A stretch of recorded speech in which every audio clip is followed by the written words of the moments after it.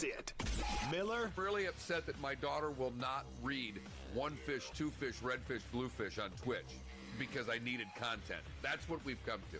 And Moulton. Well, we need to explain to her the pilot program, and we need 25 hours of programming a week. So you need to deliver your 12 minutes a day, 5 times a week, because that's an hour, honey. Southwest Florida's Fox Sports Radio. All guests appear on the Goldberg Noon Abraham hotline. Goldberg-law.com. Oh, I like it. It's up to you now. It's up to you.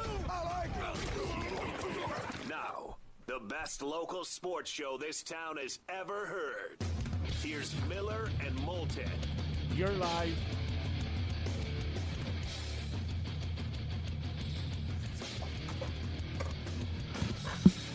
How the heck are you? Miller and Moulton Hump Day edition on this Wednesday, the 17th of June, or as some are referring it, March 109th. Thanks so much for being with us. Southwest Florida's Fox Sports Radio, streaming at foxsportsfm.com and broadcasting live once again on the Miller and Moulton YouTube and Twitch TV channels. You can always chime in on the Williamson Brothers Marine and Roofing text line at 479-5551. Mark, how are you on this fine morning? I'm doing good. It doesn't feel like a Wednesday. It feels more like a Thursday. Not going to lie. This week's dragged a little bit. That's mostly my fault. Too much sugar on Sunday. And really, too much sugar, not too much bourbon, too much sugar. Nope. Would have been fine if I'd have stayed away from the smashes. It was the orange juice, the maple syrup, and the cranberry juice. Ruined everything for a Monday. But we're back. It's okay. Feeling good. Took you a day and a half to recover? Is that every bit of it. Wow. A full day. There's a joke that the night that we found out that my wife was pregnant, my mother-in-law was in town, and we went to dinner at the Capitol Grill. And it was summertime, so they had some sort of wine flight special. I'm in. Sure, you're in. And I'm knocking these down like nobody's business. You're drinking for 3. Oh, yeah. Because while I was ecstatic, I did not plan on having any more children. I was old. I am old. And so I was freaking out. I was old. And of course, my wife's not drinking, so she's kind of tipping her hand to the mother-in-law, or to her mom, just kind of throwing out there, no, I told Mark I'll drive, that type of thing. Right. And my word that night was because I'm letting loose. And I says, Nancy, don't worry, I'm a professional. That's all I kept saying. Gotcha. Well, by the time we got home, the professional went to bed, and that was Nancy's line. Looks like the professional is done. When my wife Monday came home from work and looked at me, and I looked like in agonizing pain from a hangover from that, she looked at me and she says, what happened to the professional? You said that was 6 long years ago. I said to her very matter-of-factly, I said, he's on the senior tour now. So, yes, the recovery time, very long-winded answer, David, but yes, the recovery time takes a touch longer these days. I think we all understand. 479-5551, 479-5551. You can chime in on whatever is on your mind, including whether or not you're still a professional, or whether or not you're a pro, but you've moved to the Champions Tour, or you've dropped down to amateur rankings. Not as busy a sports day yesterday as it was Sunday and Monday. Still quite a few interesting things going on. I had somebody say to me the other day, I didn't know what you guys were going to do 3 months ago when all this hit. And I said, you and me both. Neither did we. Yeah, we were worried. Well, the one thing we had said, and despite we had to take a couple weeks off for, David having cancer, our goal was when this started and people started coming home, David and I made a decision that we're going to just keep doing shows. No matter what's out there, we felt that we had an obligation to do shows. I don't know if that was, the right obligation, but that's what we felt. And that's what we did. It definitely was. It's what we do. And, this person said to me, I did not know what you guys were going to do from a show standpoint. But what has amazed me is that, you guys have talked sports. I mean, well over 95+% of the time you have talked sports. It is amazing to this listener anyway, that how much sports that the two of us find that is still out there. Now, it's not games. I mean, there's no doubt about it. And you and I were foaming at the mouth of live golf last weekend. I mean, a live sporting event, and Mark, I've been seeing the promos for about a week and a half now, and I may just watch. And I don't think I have ever watched any Wednesday afternoon Premier League, but I have seen the promos now for a while. And I know at 1:00 today, NBCSN's coverage of the Premier League begins. And if I could get all excited a few weeks ago about Bundesliga, how could I not get excited about the Premier League? Well, it's something else to gamble on. That seems to be an important part of the rebirth of sports around the world.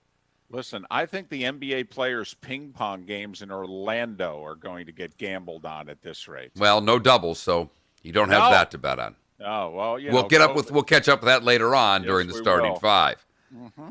Yeah, they were betting on some Russian ping pong league. I mean, they're in fact, like the betting sites were taking down leagues from other countries because there's no way to justify how fixed they were. This is Challenger Series tennis fixing is what we're talking here. That's how bad this is. This is Russian election fixing. Yes.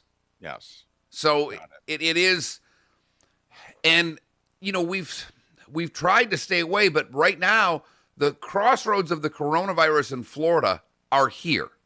I mean, I'm not taking a side, but I can say personally, when I thought I was about done wearing masks, that thing was strapped to my face when I went out yesterday.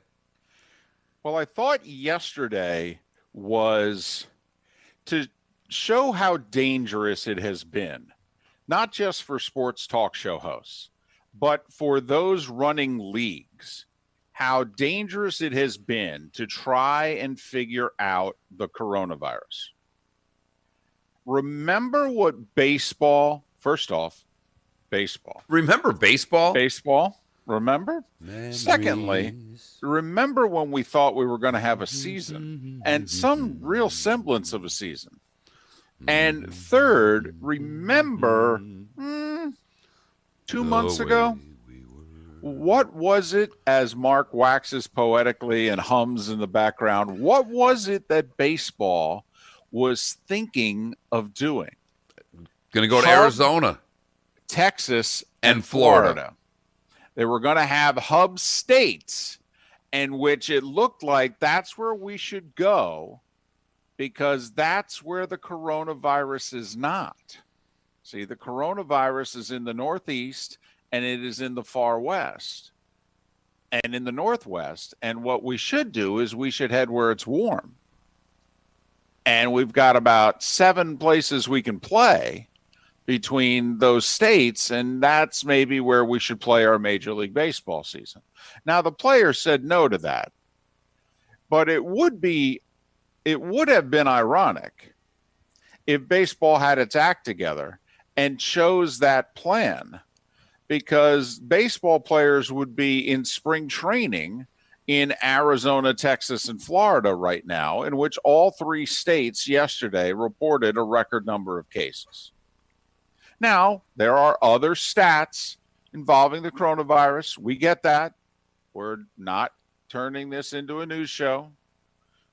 All right. But in terms of just think about how tricky, how hard, how complicated, for as much as I think the NBA is operating at a snail's pace, and the NHL as well. I mean, come on, guys.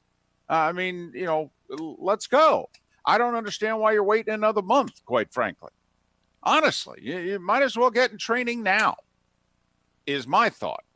I don't see where waiting another month's going to help you, personally. I don't either, because even, skip the coronavirus part. Pat Kerwin's talked about it a lot. What you doing to stay in shape? Working out in my garage. There has been no ice from a hockey standpoint. Hockey players skate. They practice on ice. There wasn't a rink open. Right. You know what I mean? Rollerblading around the neighborhood is nice, but it's not going to cut it. Yeah, I just don't see Ovi strapping on the rollerblades and cruising around the neighborhood. But, I mean, Hertz Arena just... I do, actually. Now, he's probably got about 4 vodkas in him. I was going to say, unless he's carrying the cup around the neighborhood. Hand. Right. I mean, he's probably doing it, but just playing around with a stick and what have you, and just tapping people as he's going by, and he's got a drink in one hand. I could see Ovi doing that. But I ran into a friend of mine the other day at Publix. His kids all play hockey. I hadn't seen Morty in forever. He moved back here, came back. And we talked for 15 minutes, 10 minutes, and his kids are back to playing. I think they just let him in locker rooms like the other day. You come in full gear. I mean, this is old school. You're showing up in full geir with your skates, on your stick. You sit down on a bench, tie your skates, and you get on the ice. There you go. Absolutely. There's so much greatness of that in and of itself. Yeah, and when practice is over, you know what you do? You take your skates off, get in the car, and you go home. To your car, and you drive home. You smell up your parents' car. You might take off the gear in the parking lot, throw it in the trunk. You might have to, because let me tell you, nothing smells quite like sweaty hockey gear. No, oh my goodness, such a great smell. It makes me smile. And by great smell, it's awful, but I could walk into a locker room right now and I would smile. Spent 20 years around that stuff. Yeah, it's toxic landfill smell is what it is. It sure awful. Is. I know. It's the worst smell in sports. It's basically what's on my face. It's this mustache. Yeah, only with a smell. Its greatness is there. It's just hard to understand. Let me tell you, it's only appreciated by a few, is what you're saying. Thank you for the profile shot there, which is hideous, by the way. I mean, straight on, it's a toxic landfill. The profile shot is, I want to stab myself in the neck. If you want to know what really sucks about these masks, is that I'm not able to take this out in public. They have no idea what's under that mask. All right, I've got it. It might be a little late in the game, but this thing may last a while. Is there any way to invent a clear mask? There are clear masks. There you go. There are a lot, actually. You've seen people that are hearing impaired, getting people to wear clear masks. Yes, there are. Okay, that's where we need to invest in that. Well, a lot of workers are wearing the full-on plastic shield over their face, David. My wife's got one. I thought that would be a good one for me as well, is going out in the full plastic shield.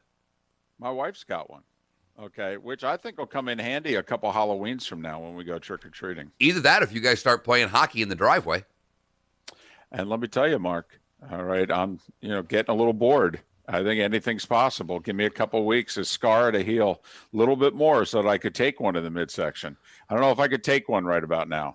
But to our original... First off, I've lost my midsection. You've lost that cushion, David. I saw a picture of you standing up, and I fell over. Your wife posted a picture over the weekend, and you were in the background. I had to blow that sucker up to make sure it wasn't superimposed from 1962. I've lost my midsection. Yes, you have. Man, oh man, I don't take up as much of the goal as I used to. That's why they put me in there in the first place. Don't take as much of the couch as you used to either. I know. But we started this with baseball. If I could, Danielson said to me, he goes, well, it won't be so bad now when you get stuck in the middle seat. Thanks, Gary. Appreciate that. You know what? It's a dadgum good point, Gary. That's right. So we started this off with baseball and their three-city plan that got washed. But as we talked about yesterday, and again, I'm not trying to play germaphobe coronavirus guy. We have the MLS, the WNBA, the NBA that are all going to, UFC that's still been here, that are all beginning their seasons here. Yes. In the next couple of weeks. Yeah. Yeah, MLS by the end of the month. Right, MLS and NBA in Orlando, WNBA at the IMG Academy in Bradenton. Yep. And the thing that David and I talked about yesterday, and I'm going to reiterate today, is even though the NBA is trying to put this bubble down where you only can play singles ping pong, and it seems to be a wonderful idea, they can't put that same bubble around all the people that they are working with. Right, which is why they're getting a lot of pushback from the players. They're like, And the NBA is going, well, we're going to control what we can control. I don't know what to tell you. Here's a question for you, David. The NBA is a multi-billion-dollar industry. Of course. I don't know how many hotels they're using. I don't know the exact structure, but each team gets its own hotel, apparently, and depending on your record, the teams with the better record get the nicer hotels. Okay, but they're not using an entire hotel. True. I don't know if the rest of that hotel is, I mean, are these hotels completely closed? I see what you're getting at. And right. Are there other people in them? But I would think not. And I don't think so either. And that's kind of been my thought. The NBA has enough money to offer, because if you only have a team at a hotel or two teams, however this is working out, right? You don't need a full staff at said hotel, right? If we're just taking care of a couple dozen rooms, why not give the staff a couple dozen rooms for the 3 months, overpay them because you have the money? Would you sign up for it? Yes. Now, see, I would. People would say, you know what? Hey, look, sorry, this is an opportunity for me as a hotel worker to make 3 times my normal income. And considering that I was probably out of work for a couple of months, I'm all in. Some may be single, some may have families and say, I don't know what to tell you, but I'm going to make $60,000 where I'd normally make 20. How do we say no to that? I hear you. I'm on the player's side with this a little bit. I think ultimately they should, but I get their point. How are you telling them to go in a hotel and take all the, I got to be in a bubble. I've got to be in a bubble, but no one around me does? See, it's funny. I'm not on the player's side, and I'm almost always on the player's side. And on this one, I'm not.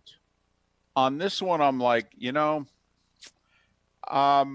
it's called sucking it up. It's called the year of the coronavirus. We've all been inconvenienced by this. Yes, I get it. This is not ideal. 3 months potentially away from your family. We all get it. But I don't know what to tell you, okay? It's either that or we don't play. So shut up. Suck it up and play. I'm sorry. That's kind of where I am. It's far from ideal. I get it.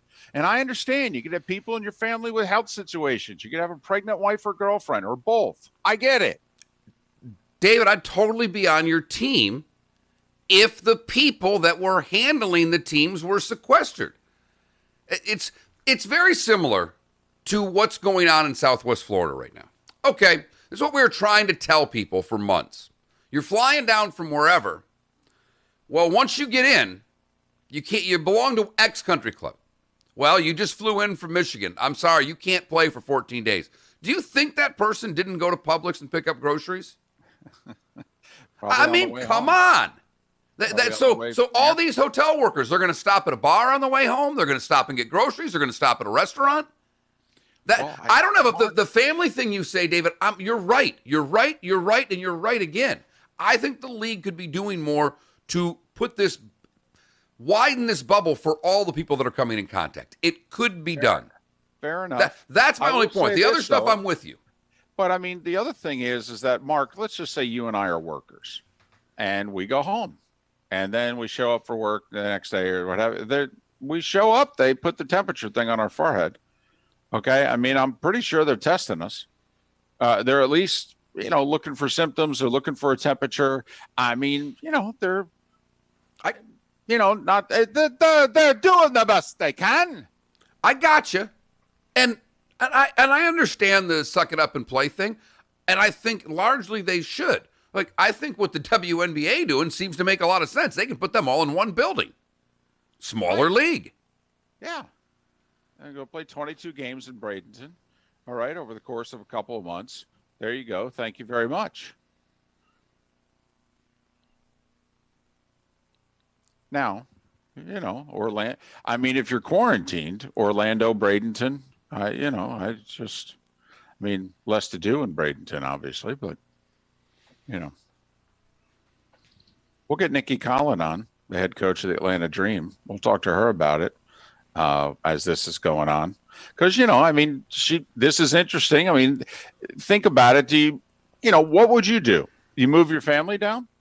by the way, because obviously their home's in Atlanta now. She's coach at Atlanta Dream, got a husband and 3 kids. I don't know how you move him down. Do you just say, hey, I'm going to summer camp. I'll see you in 3 months. Probably that. My guess is her husband has a job. Would think. So, maybe not. I mean, maybe he's lucky like me and plays house husband. I am good at it. Mom came over yesterday and made meatloaf. Do you know how great it is when your mom makes meatloaf and I can yell, Ma, meatloaf, all day long? You tweeted about it. You were so happy. So happy. You were Will Ferrell all day yesterday. I took out food to cook. I took out some chicken thighs and I took out some hamburger that was in my freezer. My mom came over a little earlier than expected. She goes, what do you got there? I go, don't know. Don't know if I'm going to make some chicken tonight or some sloppy joes. And she goes, how about meatloaf? How about meatloaf? How about meatloaf? You know, that should be our poll question. You know, we got a whole bunch of sports things that we could do. I mean, you know, I was thinking, is Dale Jr. a Hall of Famer? You know, just to really rile some people up. But what we could do is just come up with a poll question along the lines of, what happened to you? I lost you there. Is Dale Jr. a Hall of Famer? Well, he got put in the Hall of Fame yesterday. Yeah. Yeah. Well, that doesn't necessarily mean that people believe he should be. I mean, it raised some eyebrows. He's a borderline Hall of Fame candidate to many. Gotcha. He had a very good career. Was it a Hall of Fame career? Well, he's still the most popular and most famous driver on the planet right now, so that's one vote for yes. Okay. I mean, if popularity means something in terms of getting in the Hall of Fame, all right, but I mean, his candidacy on the merits, if you took the name off the top and you wrote his resume out and handed it to you, you would think about it. Fair enough. No, he's very likable. It's always been a key component to the Hall of Fame. I love the guy. All right. I rooted for him. I mean, he wasn't my driver, but I rooted for him. I was moved, genuinely moved, when he won the Pepsi 400 in 2001, the first race at Daytona after his dad's crash and death. All right. When he came from behind in the final laps and won that race, I genuinely was moved. Saw it after an Everblades game, by the way. It was a Saturday night. You guys played, and then I went up to the breakaway and watched the final hour of the race. Wait a minute. That would have been a summer race. Yeah. Oh, well, something was going on. I'm like, sorry. Okay. Well, you're right. It wasn't a Blades game, but maybe a Firecats game, David. Something was going. Maybe it was a Firecats game. I don't know. Something, Sea Dragon, something. But sorry, I was at the arena at a sporting event and went up to the breakaway afterwards and watched the end of that race. The other thing that came out yesterday was the nominees for the College Football Hall of Fame. Yes. And you're not going to believe this, David, but last night I spent, I don't know, a solid 30 minutes going through. In fact, it might have been closer to an hour because I finally said enough because I was only in like halfway through the alphabet, if you know what I mean. Look at you. Going through, because you see a name and you immediately think of their NFL career. And we've discussed this a million times on the show. The first name that was on there was a Sparty. Flozell Adams, a big, huge tackle from Michigan State. All-American, like 3-time Big Ten. And I went, that seems to be someone that would be talked about for a College Football Hall of Fame. And as you start going down that list, there are so many players that had one good year in college and went on to be incredible NFL players. Does that make them College Hall of Fame worthy? Look at you channeling your inner Moulton. Oh, yeah. All wrapped up in the fact, College David, Football Hall of Fame. I didn't tell you before the show, I actually thought we could do a segment breaking down the merits of College Football Hall of Famers. That's what's happened to me. Wow. See what a good meatloaf will do? Which is why it has to be our poll question. Basically, meatloaf, sloppy Joe. Come on, what you're telling me then is you're looking for non-hamburger meals made with hamburger. Like, yeah, if it's not a burger, what's the best thing to do with burger? Sloppy Joe's, tacos, meatloaf. It could be. I was thinking more bigger picture. I was thinking more along the lines of what is the meal that you never plan out? It's not a regular. and it's maybe a once every 2-month thing in which, like, your mother says, hey, how about I make meatloaf? And the light bulb goes off, in which you go, oh my God, that would be tremendous. It's that meal that you have 5 to 8 times a year, in which as you're eating it, you're like, why am I not eating this 50 times a year? There's only so many characters on Twitter. I know. That's just, Big picture about meatloaf. I want you to understand. You don't ever listen to our show. I'd like you to get the Connecticut cast and just replay the last 60 seconds where you said, I'd like to go big picture here, basically on meatloaf. Can we go big picture on meatloaf? I'd like the 30,000-foot view here. I don't want to see it on my plate. I want to see it from the blimp.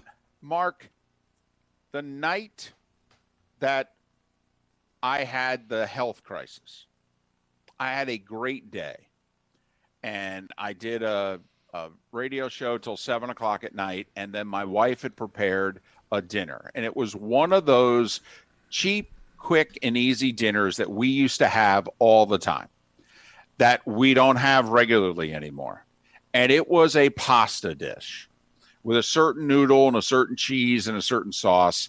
And it was awesome. I ate the whole pan. And she was like, remember when we used to eat this? I'm like, yes. And I literally looked at her like, we're going to start making this again, right? I can count on this at least once a month to fill the hole that is missing in my life with a little of this, right? Okay. And now, of course, because of what happened, I am never going to have that dish again. Don't say never. Okay. Don't say never. But have hope. That is what I am thinking of. What is that 5 times a year tops dish that when it is served, or you go over someone's house and they put it in front of you and you go, oh my God, meatloaf. Now that is something I would not get excited about. Mom's meatloaf, yes. Your mom's meatloaf, I'm not interested. That's not bad. I'm not saying that it is. I'm not trying to. I'm not picking out. I'm not picking on your mom. You know my point. Right. Meatloaf is your mom's meatloaf. It's not somebody else's mom's meatloaf, unless you spend a lot of nights at that house. Yeah, childhood friends. Ma, but the meatloaf. Ma, meatloaf. So anyway, our poll question is going to be food based. I may go get a piece of cold meatloaf and eat it during the next segment. That'd be tremendous. I know. The only reason I won't do it is because of you. The starting 5 is next. Lots of tchotchkes. Lots of little things. Starting 5 with meatloaf sounds pretty good. I know, it really does. That, especially if you went to starting 5 with sloppy joes, and then starting 5 with tacos, and then starting 5 with like your mom's favorite cheap dish that she used to prepare that she put a name to. I don't know what it was called in your house. Okay. Tuna fish on toast, and I don't ever want to eat it again. My mom called it Mama Moulton's. All right. Miller and Moulton. We know where David's stomach is. Nope, I'm starving. It's missing everybody, particularly some meat and some bread. Carb. God, what I would do for a carb. I mean, a meatloaf is David's dream. It's meat and carbs mixed together. It really is. On Southwest Florida's Fox Sports Radio. We do this all for you. You are correct. So sit back and enjoy. I want to take a big picture view if you're a meatloaf. I'm looking big picture on meatloaf. No one has ever in their life said I'm going big picture on meatloaf. She made a little mushroom gravy with it too. And let's not forget. Oh, it sounds fantastic. Love mushroom gravy. We're going to do it and do it often. We're Fox Sports Radio. Marketplace is sponsored by Kronos, helping businesses attract, retain, and engage employees through cloud-based human capital management. Kronos.com. Kronos, workforce innovation that works. Guy texted 2:45 yesterday. It's not good for the health of Moulton to talk MLB for a little while. In quotes, you could stick your grievance up your ass. Yes, there you go. You touch your contact lenses in the morning.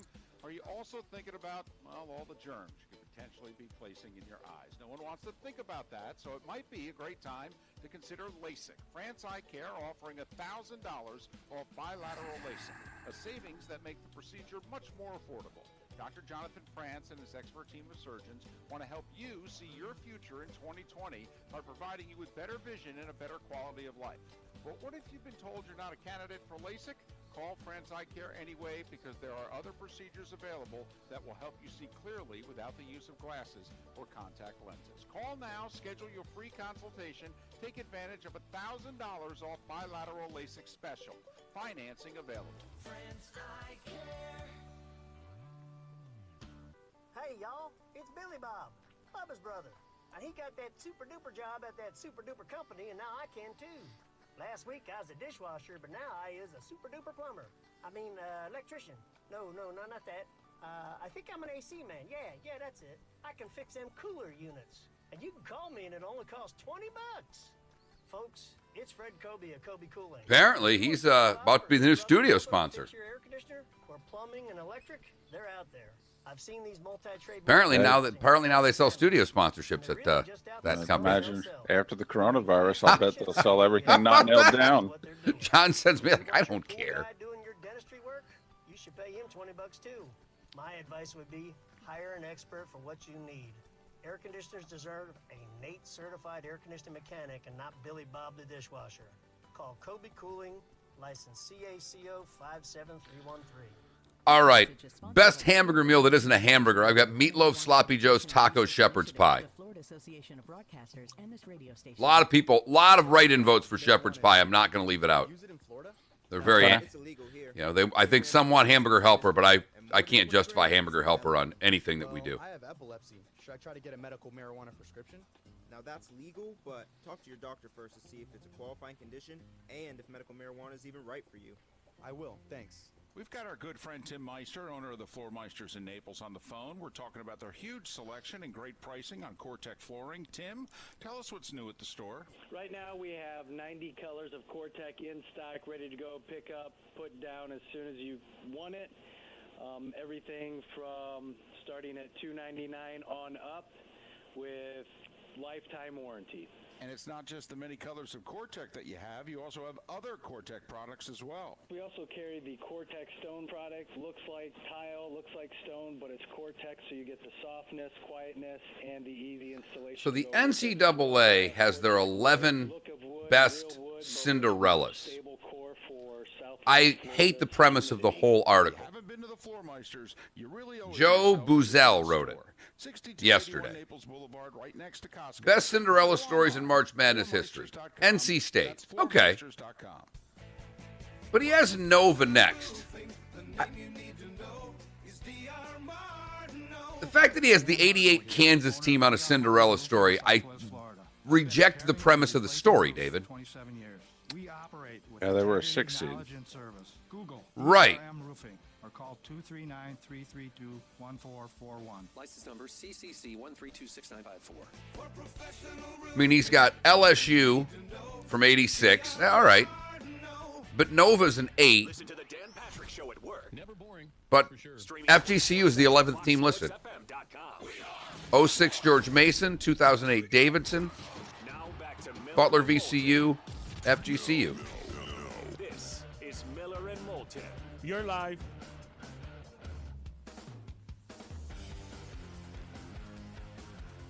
Miller and Moulton, thanks so much for being with us. 26 minutes before 7 o'clock, running a little bit late after a fun-filled monologue. So let's get to it. Coming up is the starting five. Five big stories that you need to know. This is Miller and Moulton starting five. Fox Sports Radio and FoxSportsFM.com. More details from the NBA's plans for Orlando. 123 pages, apparently, are the guidelines. The one that everybody had fun with yesterday, you're allowed to play ping pong, just not doubles. All right, if you're going to Can't social distance playing doubles. Nope, there you go. So there you have it. Mike Gundy apologized for, quote, the pain and discomfort, unquote, that he caused. And he said he did not realize OAN's position on Black Lives Matter. And once he realized it, well, he was shocked and appalled. Boy, for a news network that he watches all the time, that Right. speaks nothing but truth, how did he miss that? Well, I don't know. Apparently his favorite shows, they didn't cover it. I don't know what to tell you. Dr. Fauci, remember him? Said Major League Baseball should not be playing too deep into the fall. Doc, you don't have to worry about it. Doesn't look like they're going to be playing too deep into the summer either, for that matter. Speaking of baseball, sad news yesterday. He was a journeyman, but he had one great year. Mike McCormick won the 1967 National League Cy Young Award with the San Francisco Giants, first ever San Francisco Giant Cy Young Award winner. He died yesterday at the age of 81. Did you see the Bucks release their Tom Brady and Bucks gear photos? David, not only did they release it, the day before they teased, when should we release the picture of Tom Brady in a Bucks jersey, to which Tom Brady responded, tomorrow. And do you know when the Bucks released it? The very next day. And then they released You're not New England anymore, Tom. You're running Tampa. Yes, you are. And with the hashtag LFG. And that stands for Let's Blanken Go. So there you have It's going to be depressing if they're going to have no fans at the induction, because that's all that the fans are there for anyhow. Yeah, my guess is they'll have no fans. My guess is it'll just be friends and family. I think you're right. That would be my guess. And by the way, friends and family, that's a pretty big crowd. Well, you got 20 people going in. Thank you. So, I mean, what do you say? Can you get 20 per? I mean, they're 400. Right. 400. I mean, each of them's going to have a Djokovic-type entourage. This is the Hall of Fame, after all. Right. Giants kicker Aldrich Rojas is in trouble.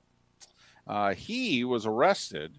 They think he may have been impaired, but he T-boned somebody going 100 miles an hour and then left the scene of the accident. So my guess is the Giants are going to have a new kicker. Just going out on a limb there. A very disturbing story. A former Georgia safety, Bakari Rambo, charged with rape. A 29-year-old who's been out of football for a while, charged with raping a University of Georgia student. Back to the NFL. Vegas is going to host the Pro Bowl next year. Orlando has lost the Pro Bowl for now. It's going to Vegas. Mark, you know what's interesting about this? There is a rule on the books in the NFL in which players are not allowed to be in casinos. So you're going to send the NFL players to the Pro Bowl in Vegas, and by league rules, they're not allowed to go to the casino. Where are they going to be staying? The hotel that has a casino on the main floor. Right. They are apparently only supposed to exit through the second floor or parachute out of the bars they're going to be in all night long. Yes. If you heard late yesterday morning, it faint in the distance roar, it's because the Buffalo Sabres fired their general manager, Jason Botterill, and Sabre fans went nuts. Now, they haven't made the playoffs in 9 years, so they don't have much to cheer about, but firing the GM that they are convinced that has run the franchise into the ditch brought them to a standing ovation throughout upstate New York and other points in between.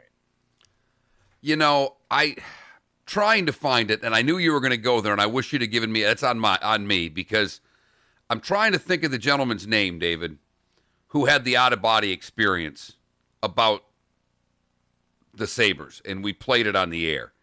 And you know what I'm talking about. The guy who called into we had the show host on, but and we played the whole clip. Right. And all I could think of yesterday was that guy. That there just had to be, I mean, from a fan, and we may have to play this in the next segment, because I want people, I don't give a damn about the Buffalo Sabres, and I don't care if you give a damn about hockey.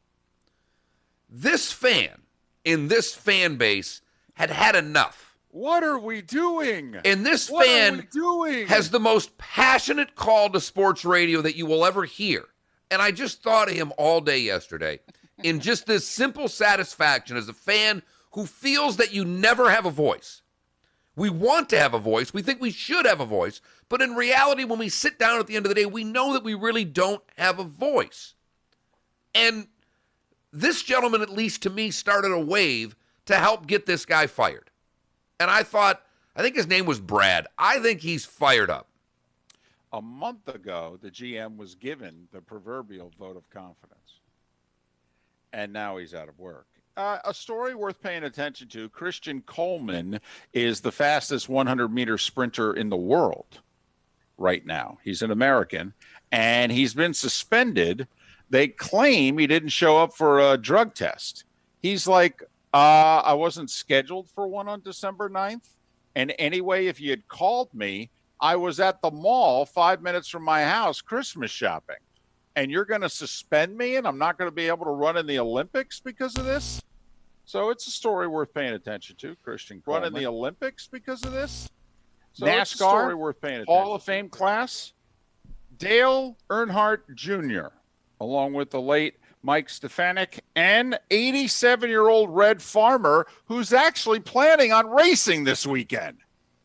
That is the new class of the NASCAR Hall of Fame. Dale Jr., how many career wins do you think Dale Jr. had, Mark?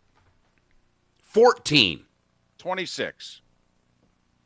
33rd on the all-time win list is Dale Earnhardt Jr. He won 2 Daytona 500s. He never won a Cup Series title. I think he finished second one year. He did win what was then known as 2 Busch Series. They would be Xfinity Series now, championships. All right. The 2 years before he joined his Cup ride full-time, he won the Xfinity Series twice.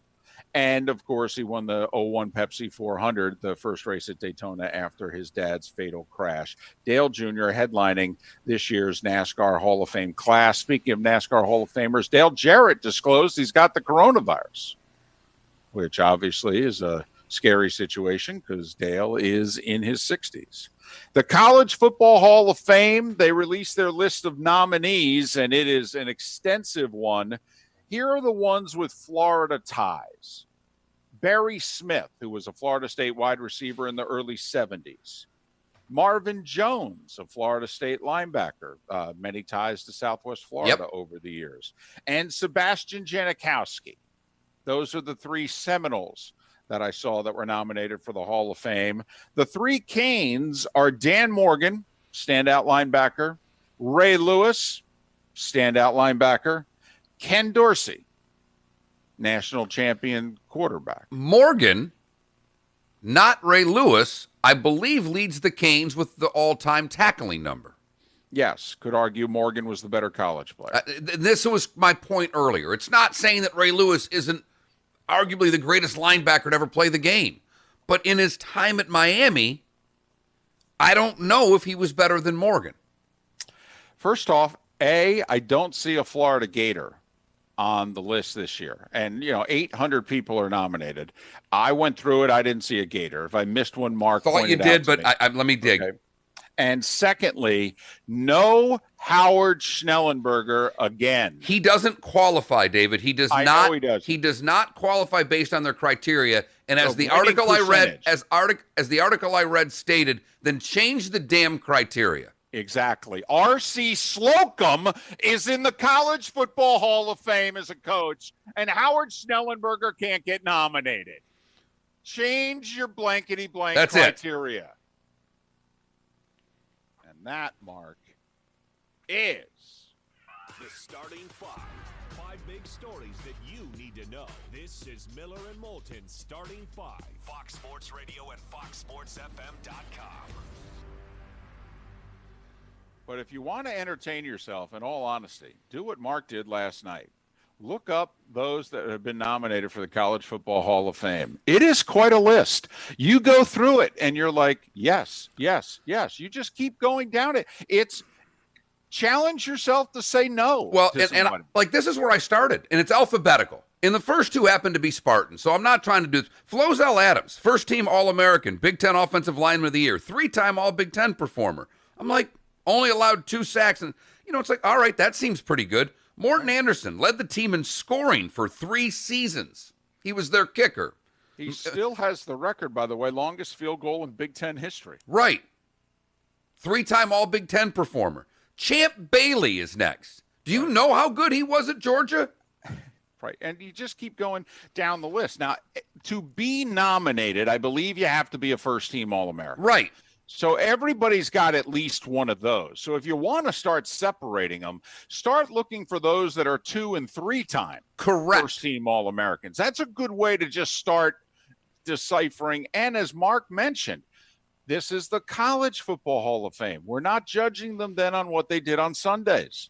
Like, in theory, it's only supposed to be for what they did on Saturdays. Right. Like, here's one. Tim Couch. Now, you would laugh when you hear that name. Consensus All-American, obviously finished 4th in the Heisman in 98, finished 9th in 97. Right. That's at Kentucky. Correct. Was SEC Player of the Year, was first-team All-American. But Brad Culpepper's a Gator that's on the list, by the way. Ah, there you go. I thought there was one more, but it is fascinating. I spent a good 45 minutes to an hour doing what David talked about and just try to say no. Culpepper, who's a lawyer in Tampa, part of a big law firm, actually. He's one of those also lost a lot of weight after his playing career. You know, he had to bulk himself up to stay in the NFL. He was kind of an undersized defensive tackle, bulked himself up, and as soon as his career was over, boom, he cut that weight. He looks good. Last time I saw him, anyway. 13 minutes before 7 o'clock. Pretty sure we've got a poll question for you. Oh, it's up, baby. Mark will keep reading the names of the College Football Hall of Fame list because he's fascinated by it. In fact, I may be talking and he may just start throwing out names. It's like I would put that at over 50. I would put that at over 50% that I'm just going to go, Willie Gold. Exactly. I'll be in the middle of a subject and he may just yell out, DJ Dozier. That's the kind of show it's going to be. Miller and Moulton, Southwest Florida's Fox Sports Radio. Welcome to the program. This is the Willie Gold. The anthem wasn't a big deal, and then all of a sudden it was a show. Now, like, here's one. Tony Gonzalez. I don't think he's a College Football Hall of Famer. Show off the military. I don't remember when First-team All-American, first-team All-Pac-10, 1 year. Holds Cal record for receptions in a bowl game. Posted 89 receptions and 8 touchdowns during his career. That's not a Hall of Fame career in college. Then I look at Dan Hampton. You know, yeah, he might get it. This is just crazy. Crazy. The one I looked at, Kevin Falk, 3-time All-SEC running back. You're in. 2020 Kia Sorrento LX lease. 0 down, $259 per month. Plus, at Galliana Kia in Fort Myers, you can drive interest-free up to 72 months and worry-free for 100. The one that must get in, if he doesn't get in, this whole thing's a sham, is Steve Hutchinson from Michigan. And you make at least $500 per week. Our lenders Unanimous first-team All-American. Led the Wolverines to 4 bowl wins, including the 1997 National Championship. Only one of only 7 players in conference history to be named a 4-time first-team All-Big Ten selection. Oh, they won 3 titles while he was there. Right. That's a resume. Yeah, that'll work. I mean, in college, you look at that and go, Jesus. Who was that? Steve Hutchinson from Michigan. Yeah. But the answer is we didn't. What we did. But, like, yeah, Seabass. By the way, you may just want to read that so that the Michigan fan can remember what it used to be like. Oh, let's do it on air then. Yeah. Because I want to piss off more Michigan fans if it's at all humanly possible. Well, come on now. Frameless shower door company that you can trust and research, and you want to see more, go to my shower. Yeah, Marvin Jones walks in, by the way. Yeah. Walks in. James Laurinaitis. 3-time first-team All-American. Right. 2-time big defensive player of the year in the Big Ten. You walk in. I mean, by accolades, his college career is better than Ray Lewis's. Oh, yeah. Now, granted, I grew up as a fan of this team, and this was when they were really good. But, you know, I remember Bob Golick as a hell of a player. Great player. I started looking I read his stuff. I'm going, boy, it's hard to say this guy doesn't get in. And also, it was a different game then because, he still holds the record for tackles in a game for Notre Dame. I think it's 26. This message is sponsored by the Florida A&M University Medical Marijuana Education and Research Initiative, the Florida Association of Broadcasters, and this radio station. Where I'm from, marijuana is legal. Can I use it in Florida? Nah, it's illegal here, man. Nah. But I have PTSD. Should I at least try to get medical marijuana? That's legal. But if I were you, I'd talk to my doctor about qualifying conditions and to find out if medical marijuana is even right for you. Thanks. I'll talk to my doctor. Daryl Rogers, he's a scumbag. Meisters in Naples on the phone. We're talking about their huge selection and great pricing on Cortex. Is he still alive? I don't know. He got us put on probation. Right now we have 90 colors of Cortec in stock, ready to go. Well, you could argue Woody got us put on probation, but that's a whole nother story. You know what happens when you start having a sniff of success in the Big Ten. Woody and Bogut, you put on probation. Right. And it's not just the many colors of Cortec that you have. You also have other Cortec products as well. We also carry the Cortex Stone product. Looks like tile, looks like stone, but it's Cortex, so you get the softness, quietness, and the easy installation to go with it. We also have Cortec wood, look of wood, real wood, but with a more stable core for Southwest Florida's humidity. If you haven't been to the Floormeisters, you really owe it to yourself to visit the store. 6281 Naples Boulevard, right next to Costco, or go online, floormeisters.com. That's floormeisters.com.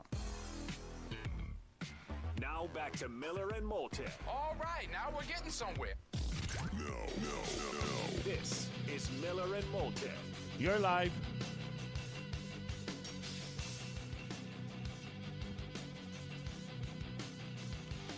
Eight minutes before 7 o'clock. Top of the morning to you. How the heck are you? Miller and Moulton. Southwest Florida's Fox Sports Radio, streaming at foxsportsfm.com and broadcasting live once again on the Miller and Moulton YouTube and Twitch TV channels. Poll question is out. And, well, I think it's rock solid. What's the best hamburger meal that isn't a hamburger? Meatloaf, Sloppy Joe's, tacos, or shepherd's pie. Right now, tacos winning. And I think it should. Tacos are terrific. It's easy. Everybody loves them. Come on, it's meatloaf. How many times do you have meatloaf in a month? If I could. Well, it's hamburger and breadcrumbs, David. It's not that tough. I mean, even you could make this. I could. Right. But. So, I mean, that was the first time I've had meatloaf in months. I have tacos at least once a week. That's all. That's all. So 40% of you right now think tacos is number one. Meatloaf and shepherd's pie a distant second in the early going, and Sloppy Joe's is trailing by 10 lengths early in the race. That's our poll question. That Mark Miller, the David Moulton, millerandmoulton.com. Yesterday was about Mike Gundy, his shirt, and the running back Hubbard's comments about his coach and basically threatening a boycott of Oklahoma State. Simply said, if you're an athlete, should it matter what your coach's political views are? And nearly 60% of you said, no, it should not. There you have it. And that was less than we thought it was going to be. By a mile for you and I. I did not think the vote would be that close at all. And I actually give our audience, our listeners, a lot of credit because we didn't ask them what they think, because that might have been 90% to 10%. Right. We asked them if you were an athlete. Right. And I do think that makes it a little different. And we said it yesterday that, try to look at this from the athlete's perspective. The fans don't care. We care about winning. We know that. But if you're an athlete, all right, you could see where this was, particularly if you're a black athlete, you could see where a particular shirt could bother you. Now, whether or not it should or not, whether or not it should make a difference as to whether you play there, we had Marvin Wilson, the Florida State defensive tackle, on yesterday, and we asked him about it. And he said simply that we kind of want to know whether or not the coach gives a damn about us off the field. Are we just a football player to them? Are we just a number? Or do they care about us as people? And that ultimately he thought that's what Hubbard was trying to get to here. And that was, if you dug a little deeper on when Hubbard started, a lot of players not only came to Hubbard's defense, were citing flat-out examples of things Gundy had said to them. And as soon as one said it, the next guy went, oh, you too, and a third, and a fourth, to which one of the players said, well, at least he talked to you. When he would see me coming down the hallway, he usually acted like he was on a phone call. And no one there weren't players refuting this. There weren't a lot of players that had Gundy's back yesterday. Well, Pat Forty surmised as this was all going on, he thinks this has a little bit more to do than a T-shirt. He goes, this to him was, okay, finally somebody picked the scab off of a wound here and has made it open, but that maybe life in the pursuit of happiness in Stillwater is not going all that well for the football program.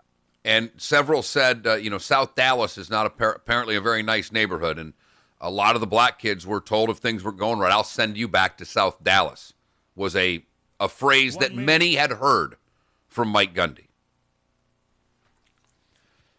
College Football Hall of Fame list is out. Willie Gold! Tony Franklin. Tony Franklin. That's a leg right there, David. And a foot. A leg and a foot. Didn't wear a sock, didn't wear a shoe. Barefooted kicker. I mean, we had just started introducing soccer style into the sport. Now all of a sudden they're not even wearing shoes. Off a tee, and he's kicking it 70 yards in warm-ups. Right. When 50 was considered a long field goal. Yeah. Still has the record for most 50-plus yard field goals in a career with 15. We will get you set up next hour for the PGA and how to best gamble on it, because you can't gamble on anything else right now. It's all that's going on. You're such a degenerate. Miller and Moulton, Fox Sports Radio. Cathedral Roofing Innovations. Now, Hurricane Irma was a long time ago, but believe it or not, problems. What is the best time for you to tape anything, David? Now, many homeowners are just whenever. the effects of the hidden damage. I'm going to reach out to Bednar here as this gets closer. Whether it's new leaks, cracked, unsecured because I know, he's 2 hours different. He ain't going to do it in the morning, but we can get Bedsy one afternoon, throw that on in the 7 o'clock hour. Sure. Susceptible to lift in powerful storms like hurricanes. When this occurs, your tile underlayment can be compromised, but you would not realize it until possibly years later. Now with Cathedral Roofing Innovations, you get a great roofing company to inspect your roof for any damage, and just because you don't have leaks doesn't mean you don't have issues. Just go to cathedralroofingnaples.com. They are the tile experts in Naples, and they will start the inspection process right away. Just go to cathedralroofingnaples.com. cathedralroofingnaples.com. License number CCC 1331928. With over 300 ports nationwide, your local Towboat U.S. companies in Charlotte, Lee, and Collier counties are here to help 24/7, 365 days a year. Inland, the river to Lake-O, and out 75 nautical miles. And new membership pricing starts as low as $99. Call 239-945-1664 for more information, or visit towboatuscapecoral.com. With Towboat U.S., you're never stuck on the water. Driving means freedom, exploration, fun, pride, flexibility, protection, friendship, independence. Distracted driving means danger, recklessness, irresponsible, chaos, police, devastation, injury, tears, death. Safe driving means staying alert and staying alive. Visit StopTextStopWrecks.org. A message brought to you by the National Highway Traffic Safety Administration, Project Yellow Light, Noise, and the Ad Council. The sports station with balls and strikes. We also have strikes. WFSX AM from Naples to Cape Coral and all of South. Nick, you're like my wife.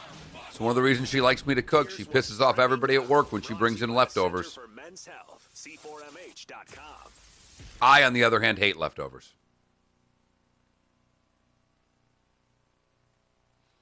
I think it was, fan, because I had no idea what you were talking about. A commercial? Yeah, he says Tony Franklin, before he kicks his field goal with his bare feeties, he reaches for his Wheaties. He said commercial may have been regional to Philadelphia. I'm pretty sure that it was. Yes, gotta be. But let's see if I can find it. I do have the rant from the Sabres guy. Great.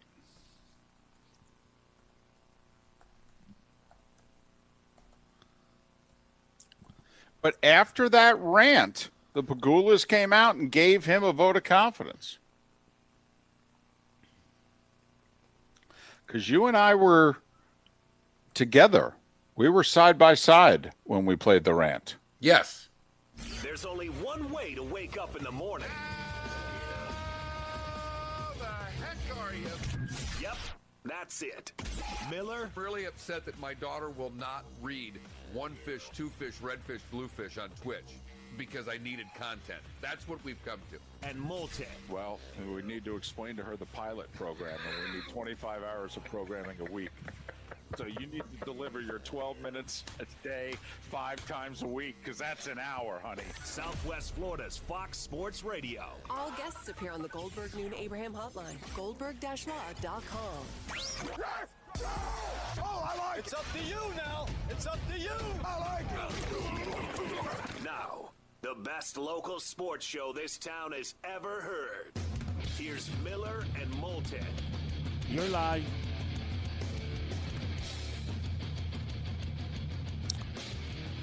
Couple minutes past 7 o'clock. Top of the morning to you. How the heck are you? We are Miller and Moulton. This is Southwest Florida's Fox Sports Radio. Streaming, foxsportsfm.com. Broadcasting live on the Miller and Moulton YouTube and Twitch TV channels. And just spell it out. Miller and Moulton. That's it. That's the channels. No symbol, no nothing. Just spell it out. There you go. That's how you find us. You can chime in via the Williamson Brothers Marine and Roofing text and talk line at 479-5551, 479-5551. We are chewing on quite a lot of stuff, including a great poll question today, if we do say so ourselves. Yeah. What is the best hamburger meal that's not a hamburger? Sloppy Joe's, meatloaf, shepherd's pie, tacos are your choices. Tacos running away with it right now. Yesterday was Taco Tuesday. A lot of people probably had them for dinner yesterday. Top of mind, David. Top of mind. I have a question for you. Because my email address is mark@millerandmoulton.com.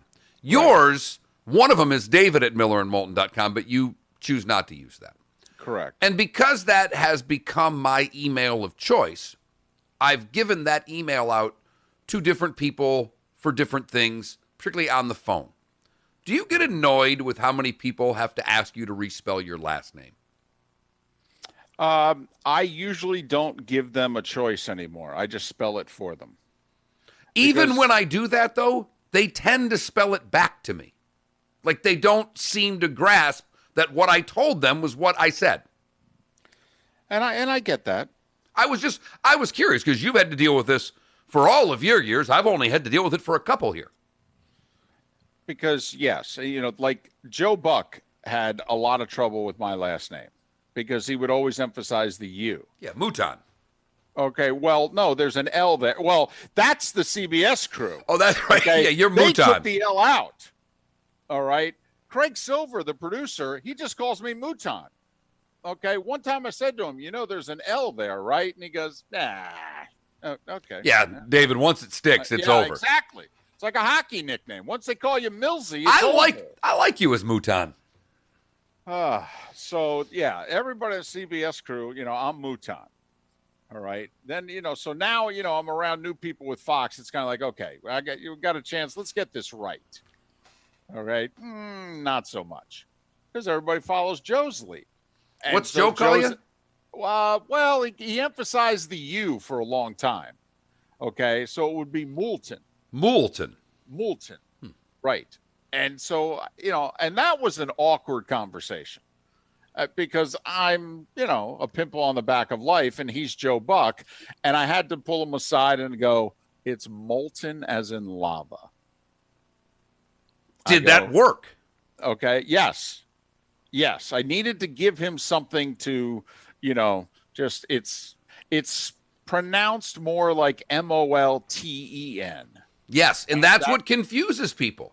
Right. They like to put an E on the end. Yes. They don't think of including the U, and I wouldn't either. So, right. But I was spelling that out to someone yesterday, and I got this look like I was spelling wrong. And no, I'm the one doing it. I know how to spell it. There's a congressman in Alabama who apparently is a Steve Moulton. And so, I've been asked, are we related? things like that. All right. So, all right. So I usually spell it out for people just to cut to the chase. Fair enough. It was one of the things hit me yesterday. Wanted to ask, but also, Mark, when you have any sort of medical thing, it's all last name and date of birth. Now, Mark, whenever I get on the phone with somebody, I just tell people my last name and date of birth. I swear. It's like when you're in the hospital, they take your blood every 4 hours. And have to ask you your name. Yeah, exactly. What's your last name and date of birth? For those that don't know this, one of the times in the hospital, David Moulton, with kidney cancer, this is like the 4 a.m. one, right? Yeah, I lied. Told him his buddy's name. Yeah, I did. I pulled out my college roommate's name. Carriger, Tom. Kahriger. That's so fantastic. Yep. I had his birth date and everything. Should have saw the nurse's face. And I held it too, like 30 seconds. She's looking at my bracelet. It says something different, obviously. And finally I looked at her and I go, I told you I wouldn't be nice when you woke me up at 4 a.m. I asked you to let me sleep till 6. 479-5551, 479-5551. Come on, you got to get some enjoyment. That's a very expensive hotel room. You got to get some enjoyment. And you get nothing out of it. I mean, you get a lot out of it, but you certainly don't get a lot of sleep, and you don't get really much privacy. And in my case, I didn't get any solid food either for 9 days. So it wasn't working for me, I'll tell you that. 479-5551. Just want to throw out a name? How about Dan Hampton? How about Dan Hampton? How about Dan Hampton? I do have to laugh, in which it's like, wait a minute. Has Dan Hampton been nominated before? Thank you. Dan Hampton played a college ball a long time ago. Are we just getting around to nominating Dan Hampton now? I have no idea why you are so right. Of all the names I looked at yesterday, Dan Hampton, 78 first-team All-American, 2-time Southwest Conference selection. First off, just stop there. In the old Southwestern Conference, all right, which says to the current day SEC, when it comes to cheating, hold my beer. Arkansas beat Georgia in the 76 Cotton Bowl, beat Oklahoma in the 78 Orange Bowl. It may be the heyday of Arkansas football. Absolutely. Lou Holtz. But you brought up one during the break. And this is, I think because the brother has been in the business so long, we forget of their football careers. But Bob Golick, another one, David. He was first-team All-American and a finalist for the Lombardi Award in 1978. And Notre Dame in the late 70s was a big deal. He is second in school history with 479 tackles and holds the single-game record with 26 tackles. Oh, yeah, it was against Michigan. It wasn't against Army or Navy. It was against Michigan. That's when Notre Dame and Michigan played every year. And, I looked at Tony Gonzalez. He's a first-team All-American in 96, which has to you have to be that even to get on this list. First-team All-Pac-10, holds Cal receptions record for in a bowl game with 9 and had 89 receptions and 8 touchdowns during career. That's not Hall of Fame worthy. No, it's not. It's not close. And Tony Gonzalez will be one of those candidacies in which you wonder, when you become such a great NFL player and you're an NFL or a pro football Hall of Famer, I should say, I wonder if the College Hall of Fame is like, if we don't put them in, we kind of look stupid. That's what I think the College Hall of Fame has largely become in so many ways. Because I'm looking through this list of some really good NFL players, but I don't think what they're putting on this page is Hall of Fame worthy. Like Byron Hanspard is on the list. Now, you got to be a pretty big college football fan to know who Byron Hanspard was, but he was a running back for Texas Tech in the mid-90s. Byron Hanspard, I would argue, was a better college player than Tony Gonzalez. Now, he was not a better prospect to be drafted and go into the pros, but he was a far more productive player in college than Tony Gonzalez was. I would vote for Byron Hanspard before I would vote for Tony Gonzalez for the College Football Hall of Fame. The one that I read on here, though, that I knew he was great, I guess I never realized how great, Steve Hutchinson from Michigan. He was the 2000 unanimous first-team All-American. Led Michigan to 4 bowl wins, including the 97 national championship at the Rose Bowl. Wait, let's just go back. Say it slowly. The Michigan fan, Mark, really needs this. All right. 4 consecutive bowl wins. Including the 1997 national championship. Right, in which they won the Rose Bowl, something that Michigan doesn't often do. Here is the kicker, and this is why a guy like this better be walking into the Hall of Fame. Yes. One of only 7 players in conference history to be named a 4-time first-team All-Big Ten selection. He was also a 3-time Big Ten champ. Think about that, Michigan fan. In 4 years, you won 3 Big Ten titles. Yep. Wow. Have you won 3 Have you won 3 this century? That's when John Cooper had all those talented Ohio State teams and they couldn't beat Michigan. The shoe really has been on the other foot. It was a while ago, but the shoe really has been on the other foot. But James Laurinaitis on the list, 3-time first-team All-American. Now, he wasn't the pro of Ray Lewis or a lot of these other guys, but in college? Right. In college? A spectacular college linebacker. Just spectacular. Tough to name 10 who were better. Truly. Tough to name 10 who had more accolades throughout their careers in the history of the sport than James Laurinaitis. I mean, that's how accomplished a college player he was. I mean, Leitner-esque. Yeah. Right. Right. Now, don't get me wrong. It's either Alcindor or Walton, who's the greatest. No, okay, but the most from a accomplished college career player of all standpoint. time. And Maravich, you could argue, is the best because, he averaged 40 points a game without a three-point shot. But I would contend that Christian Laettner, if you're going to name the first-team college basketball team of all time, I'd be like, well, you got to find a spot for Christian. Yes, Laettner. you do. I'm sorry. You got to find it. You can't name 5 college players who had better careers than Christian Laettner. But the texts, David, really have nothing to do with the College Football Hall of Fame. The texts have been largely based on our poll question. Of course.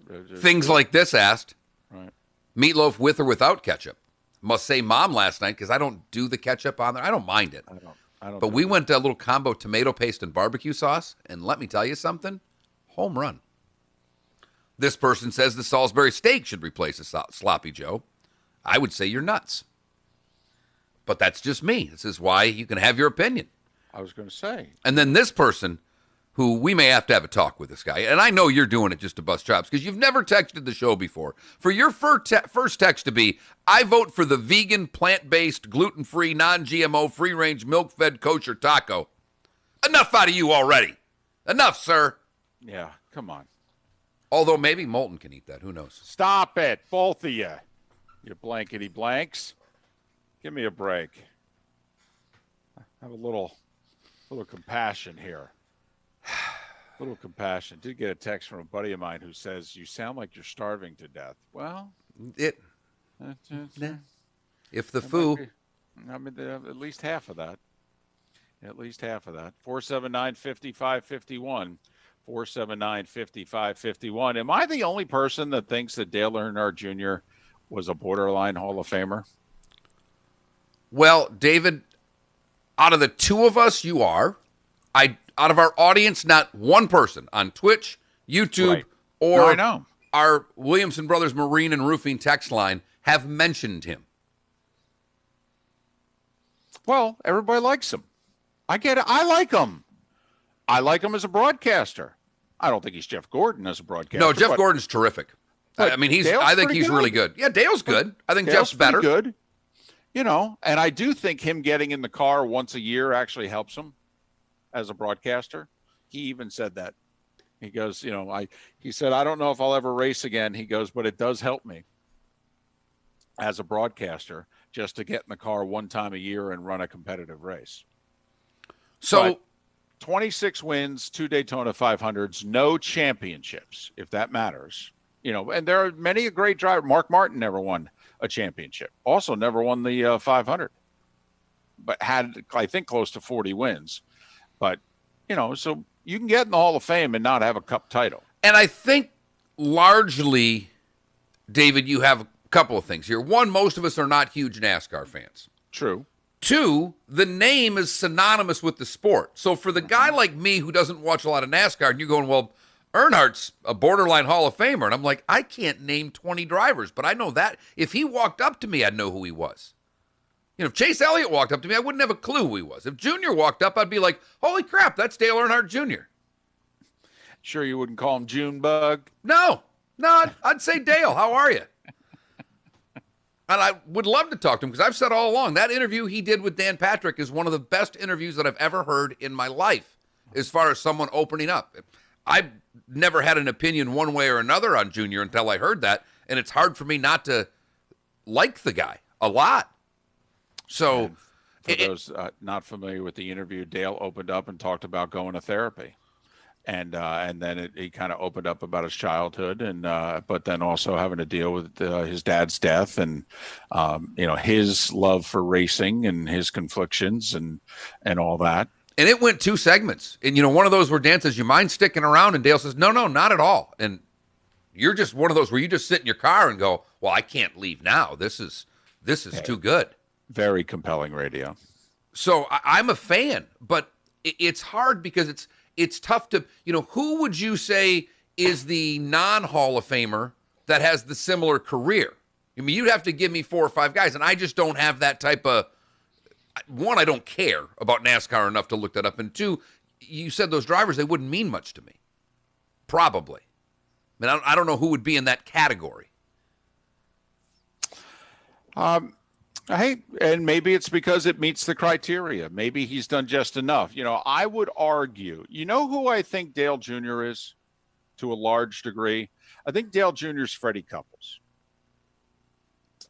All right, where Freddie Couples should have won a lot more. Dale's got the 2 Daytona 500s. Well, that's a major. Freddie had the 1 major, won the 92 Masters. Okay, Freddie won like 15 times. Now, Freddie was a phenomenal rider and President's Cup player, all right? And Freddie was a great player. I mean, he was number 1 ranked in the world. And his best friend was the lead announcer for CBS. And don't think... his roommate, right, is Jim Nantz. I mean, don't think that the way we portray Freddie isn't largely based on the fact that Jim Nantz, his college roommate, was the lead golf announcer for CBS for his whole career. And the golfers love Freddie. I mean, Freddie is very popular. Okay, so Freddie's always gotten great press. Great press. But you could argue, and Freddie said this when he sat down with Faraday finally. He said, I should have won more. Yes, you should have. With the talent that you had for as long as you played, you probably should have gotten the horse into the barn a little bit more. And I could argue that A, for the talent that Junior had, but also B, for the cars he had. Yeah, that's where the argument is, because I do, for those of us that don't even know the sport that well, you better have the equipment. And from day one, he always had the equipment. I mean, he went from DEI to Hendrick when Hendrick was the bomb in the sport. And so I'm okay with it. I am. I didn't hear it and, react violently towards it. But when I heard it, I went, huh. And it was interesting because there are some members of the media who are huge Dale Jr. fans. And they were getting blowback on Twitter. And they were having to defend, oh, come on, he's definitely a Hall of Famer, blah, blah, blah. And it was interesting. One of them talked about how popular he was, brought up what you mentioned in the first hour. If it's a Hall of Fame, well... Yeah, there might not be 10 more drivers more popular than Dale Earnhardt Jr., period. Pretty popular and therefore famous. Now, this kind of goes back to, are we taking the name literally, Hall of Fame? It's kind of like most valuable player, which oftentimes we make it a player of the year vote. But every now and then, when there's a debate, we say, I want to use the actual name of the award, the most valuable player. and I'm going to emphasize the word valuable in my vote this year. Oh, okay. I guess the question I would leave you with Junior is this, and you may be able to, David. How do can you tell the story of NASCAR without Junior? Absolutely. Okay, then maybe he's not a Hall of Fame. You can't without his father. Of course not. But you can without the son. I believe you can. I believe you can. Doesn't mean he didn't have moments in the sport, all right? And it did. And listen, he's represented the sport great. He carried the mantle, and if you're an Earnhardt fan right now, you may be offended by what I'm saying. And I was an Earnhardt fan, but I also never looked at Junior as his dad. And never. I mean, his dad was one of a kind. His dad was legendary. I mean, his dad could run laps around his son as a driver. I mean, he just could. I mean, Dale Earnhardt was the Don Shula of drivers. He could beat you with his car. He could beat you with your car. I mean, when the IROC series was big, do you know who seemingly won it every year? Dale Earnhardt. All the best drivers in the world in all the series, they put them in 15 matching cards. You know who won? Dale Earnhardt. That's how good of a driver he was.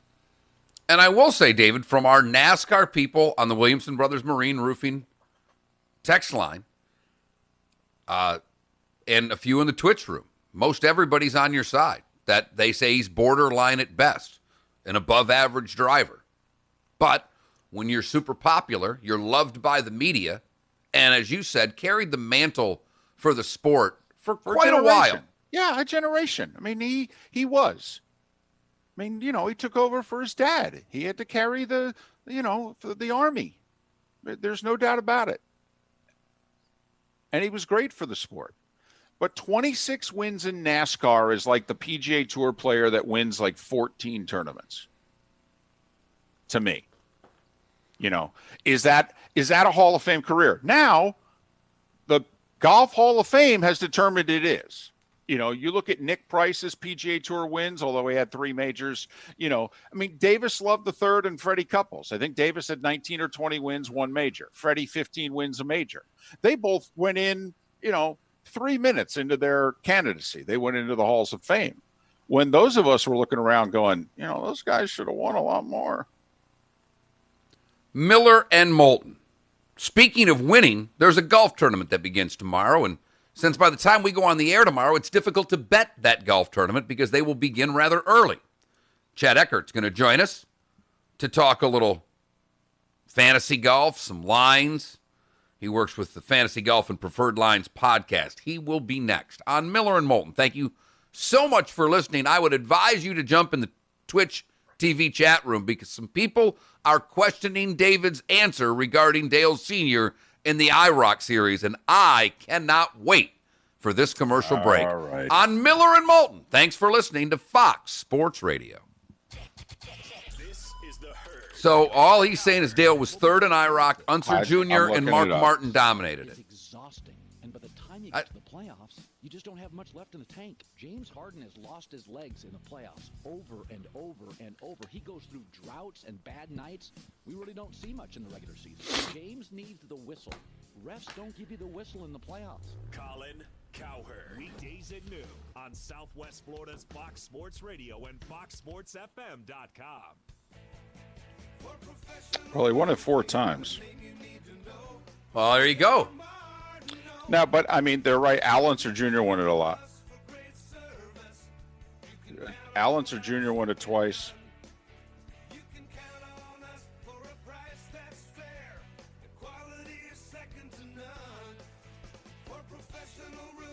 Mark Martin won it 4 times. 5. It's Fred Kobe with your Kobe Cooling Tip of the Day. I'd like to tell you that I'm the best AC mechanic in my company, but I'd be lying to you. I think my NATE certified mechanic team hides my tools from me so I don't hurt myself. You see, I'm the old guy, and I've been doing this work since I was a kid with my dad. Our younger staff are really the best mechanics in this business, and they've been through years of training and years of testing, with continuing education to keep up to date on the latest and greatest things in the air conditioning world. All companies brag about their experience, and we certainly have that, but we're most proud of our team being on the cutting edge and the leaders in technology and application of the modern air conditioning equipment. That's why we've been voted best air conditioning company in Southwest Florida year after year in the news press polls. It's not me, it's the best team of NATE certified mechanics ever assembled. Call 239-482-1542 and experience the best. License CACO 57313. Attention, Southwest Florida. Are you ready for this? Only Naples Nissan will give you $8,000 over Kelley Blue Book value for your trade-in. Hundreds of new SUV models. He doesn't even have time for you. Doesn't even have time for you. Just typed the facts in there and told you right there. I've got enough. I need a break. I need to break this commercial break. That's all David said. Be careful. That's all. Just bam. There it is. Not even going to argue with you. Here's the fact. Oh, I said it. I said David, it. I'm just having fun. And then I typed it. I'm just having fun. Settle. Hey, if you're in the Twitch chat room, pay attention. That's all. I gave it to you twice. Yeah, I'm checking the YouTube room, the other chat room, the Twitch, because I got a report that said we weren't on the air, and I'm going to call the guest. Piss off. I'm not talking to you. I'm talking to the Twitch chat room. About to start eating meatloaf up here. Oh, God. That would be so fantastic. This message is sponsored by the Florida A&M University Medical Marijuana Education Whoa. and Research Initiative, the Florida Association of Hello? Broadcasters, and this radio station. Where I'm from, marijuana is legal. Can I use it in Florida? Nah, it's illegal here. 20 grams or less is a misdemeanor, and more than 20 grams is a felony. Well, I have epilepsy. Should I try to get a medical marijuana prescription? Now that's legal. Hello, this is Mark Miller. Your doctor first to see if it's a qualifying condition and if marijuana is even right for you. Yeah, I was going to say, that went right. That was weird. Gotcha, right here. We're coming on in about, I think, about a little less than 60 seconds. Thanks so much. David goes first. I'm Mark. I go second. 10, maybe 50, 100 times a day now. So when you touch your contact lenses in the morning, that was weird. Also thinking about, well, all the germs you could potentially be placing in your eyes. No one wants to think about that, so it might be a great time to consider LASIK. France Eye Care offering $1,000 off bilateral LASIK, a savings that make the procedure much more affordable. Dr. Jonathan France and his expert team of Mark, you can carry this if you want, because like I don't have the fantasy golf pairings in front of me or anything. Gotcha. Call France Eye Care anyway, because there are other procedures available that will help you see clearly without the use of glasses. Ooh, I got $90 in my account. Outstanding. I haven't touched this DraftKings thing since football. This is great. You just found some money. I did it on Twin Spires once when I opened that before when this started, because I bet, I don't know, Belmont or something. I'm like, holy blank, I got $100 in here. Let's gamble. This is Miller and Moulton. You're live. 28 minutes past 7 o'clock, nearly halfway home on this Hump Day edition of Miller and Moulton. Thanks so much for being with us. Southwest Florida's Fox Sports Radio. Seth Everett will join us an hour from now. It is a pleasure to welcome Chad Eckert. He of, Fantasy Golf, Preferred Lines Podcast. We're going to talk a little DFS golf with the Heritage getting underway tomorrow in Hilton Head. Follow Chad on Twitter at Fantasy Golf Pod, P-O-D. Chad, welcome to the show. Thanks for your time. How are you? Good morning, gentlemen. Thanks for having me. I'm excited to be here. We get a chance to talk gambling at 7:30 in the morning, Chad. I mean, this is right up our alley. Well, and that's my big thing, Chad, because look, we are two degenerate gamblers. Most of our audience is in that same, and we mean that very affectionately. Yes. But we bet football. We don't do a lot of golf betting. So when there has been one tournament, there was a huge hiatus. How are you trying to handicap these tournaments? Oh, it's difficult. It's like navigating in the dark a little bit, because a lot of the things you look at is recent form, and that's very much gold in our industry. And there really isn't any recent form.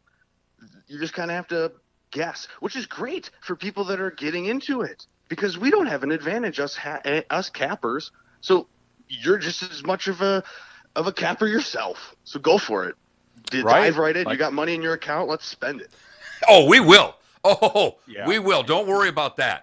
I was going to say, Mark just found $90 in his account during the commercial break. Yeah, this like is the wife great. Going through her purse, found money at the bottom of it. He's so excited. But, Chad, one of the things I read last week going into the Colonial was basically in the first part of this golf year, there was only, I believe, one win out of a guy that was favored in the top 3 yet this year. Most of the winners were coming in that 30-1, 50-1 range. So how do you apply that to DraftKings when you're trying to pick 5 guys?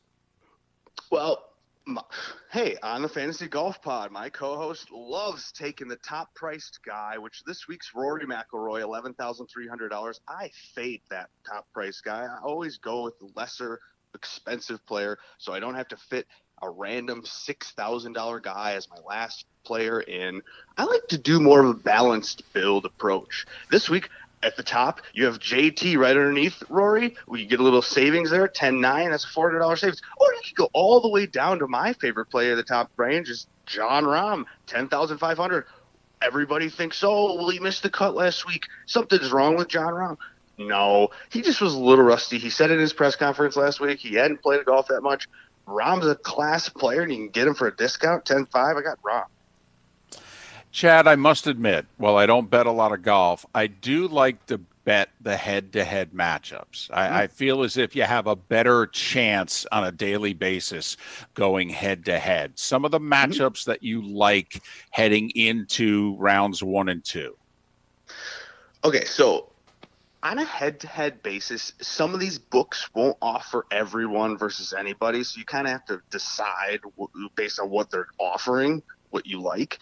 I typically look at who I don't like and look to see who I can exploit for someone I don't like. So, for example, if I'm really off of a guy and he's up against 2 other guys that I'm okay about, then I'll go maybe look at the guys that are up against this guy I don't like. Golf is super variant too, so look at the guys that have a plus number. Don't bet a favorite in a group of 3. Golf is crazy. Anything can happen. One shot here or there can affect someone's round. Let's go with a guy that's an underdog, and let's make some money instead of betting on a negative 110. Go with some plus EV. But, okay, you want names? You got Brian Harmon is a guy I like, a top 10 bet you could do. Sergio Garcia, another guy that's kind of got down on the board, low in price. But my favorite play, honestly, of the week is Kevin Kisner. You can get him at a top 10 bet, almost 5-1. I love him as even an outright. He started at 66-1, and now he's down to 50 because everybody's on him. He loves Pete Dye courses. He's from the area. Kevin Kisner played well last week, however, didn't putt well, and that's what he's typically known to do is putt well, and he's going back to his home course-ish on a green and grass he likes. So I like Kevin Kisner. A lot of people like DJ this week. He plays Pete Dye courses well. He did not play well last week, obviously, and didn't look like he was that interested in playing. In fact, said what was his comment in an interview? What have you been doing? Not a damn thing. So, here's a guy who plays this course well, but kind of said in interviews, I've not been playing a lot of golf. How do you look at DJ this week? That is DJ. That's his MO. And, okay, DraftKings has this milli maker. You could become a millionaire playing DraftKings golf. But what they do is they put these contests out, and then they put the prices out, and nobody can make the right team, right? So this week they softened the heck out of the prices. They dropped Dustin Johnson from $9,500 last week. He's $8,500. The roster spot is $8,300. So you can get Dustin Johnson for $200 more than just a roster spot. I think Dustin Johnson's a great play, great value at $8,500. He could pop at any moment. Like you said, Pete Dye guy. He went to a coastal Carolina school for college. I don't know if he actually went to school, but he went there. Chad Eckert, Fantasy Golf, Preferred Lines Podcast. Follow him on Twitter, Fantasy Golf Pod. It seems obvious, or is it over-analyzing on my part, guys who played last week versus guys who didn't play last week or are in the field this week? Don't you play some of the guys who have 36 or 72 holes under their belt? I talked to my co-host last night about this exact topic and whether or not you take the guy that's been in the heat in Texas and played in contention on Sunday last week, or you get the guy that got home, rested up, ate up all his favorite meals, and then practiced on the range what he needed to practice. I don't know. I mean, we've never had this 3-month layoff thing, so I'm leaning towards the guys that are rested versus the guys that have been in the heat and played. That's why I picked Rahm there. I don't know. I mean, Hideki sat out last week. He's here. But, you got guys like Gary Woodland who hit the ball super well last week and then just struggled with their putters on Sunday. Justin Thomas, the same thing. So you kind of have to decide, are they motivated? Now, Colin Morikawa and Xander Schauffele, they were right in it, and then they missed short putts, so mentally they could be fatigued. I'm not sure. And Morikawa was just so good, it's hard to not pick him every week. All right, give our listeners, because, again, I know they do DraftKings for football. Most of our listeners get the concept. What do you think from a value standpoint? If someone's doing DFS golf for the first time, what type of games do you think they should be playing? How should they spend their, $50, $100, $10 on DraftKings so that they're not just giving money away?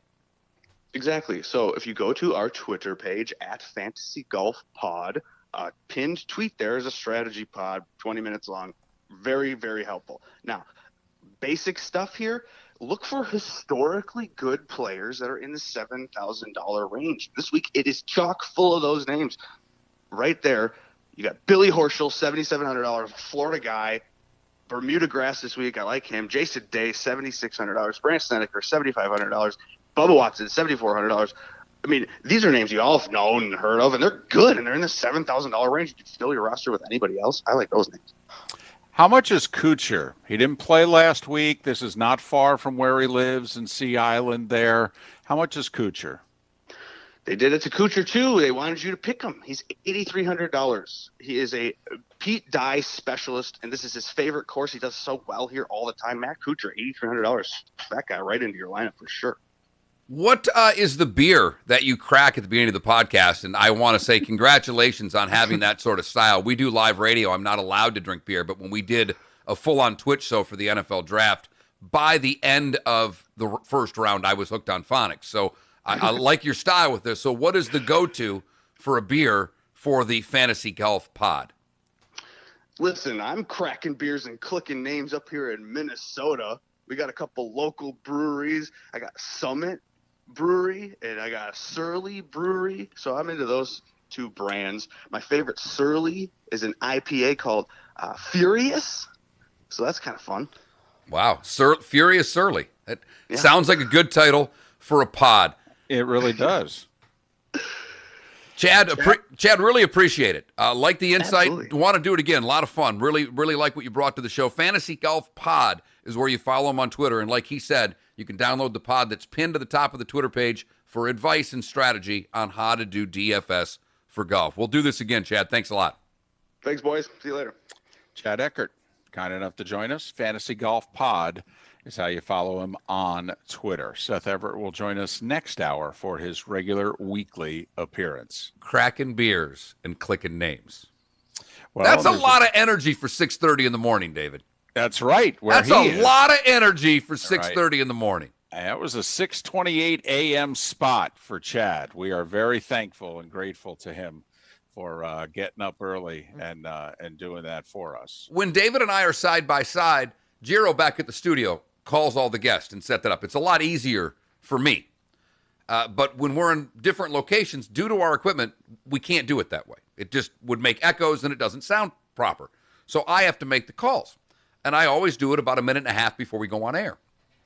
His phone call went right to voicemail. And it never rang. And all of a sudden I hear, "Are you satisfied with your message?" I'm like, I didn't even hear the voicemail. And he called back right away and was just, "Hey, man, sorry, went to ignore. I'm sorry. I'm ready. Let's do this." And I mean, was just fired up at 6:30 in the morning. And I thought some sound advice there.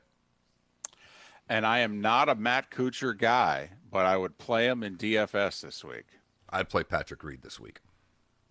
You know, I have a sore spot with you this year about Patrick Reed. We put a team together this year, and I wanted Patrick Reed. I know. Right? And you went with Finau over Reed, which I understood on paper made sense. But I told you Patrick Reed was going to have a monster bounce back year this year. And I think he will. Can't root for him. No, I didn't say, once again, but I'm not a Kuchar guy. I'd play him this week. I don't like Patrick Reed. I wanted him on our team. I know. And if we lose because of that, you can take me to task. I'll just although because this season got so screwed up, the guy that runs the league basically threw 30% of the money towards just the Masters pool that you get in for free because everything got so disjointed. So we've got another, basically a free bet since we've already paid for this. Well, there's a lot of us who, do what we do in terms of golf wagering, and then we are done by football season. But now a third, if not more, of the golf year is going to be during football season. We're going to have to keep our heads in the game. For those of you that, want to keep playing golf fantasy and or bet golf, I mean, you're going to have to do it and manage your football all at the same time. Not just that. If you're a year-round gambler, I don't know if you set yourself up with X amount per quarter and, you check yourself in, hey, I've got 1,000 for the first, whatever it is. But you literally are going to be betting hockey, golf, basketball, possibly baseball, and both footballs at the same time. Possibly baseball. Possibly. I love that. Possibly baseball. Unbelievable. Could they run it into the ground any more successfully? Miller and Moulton. Seth, got to give him a lot of credit.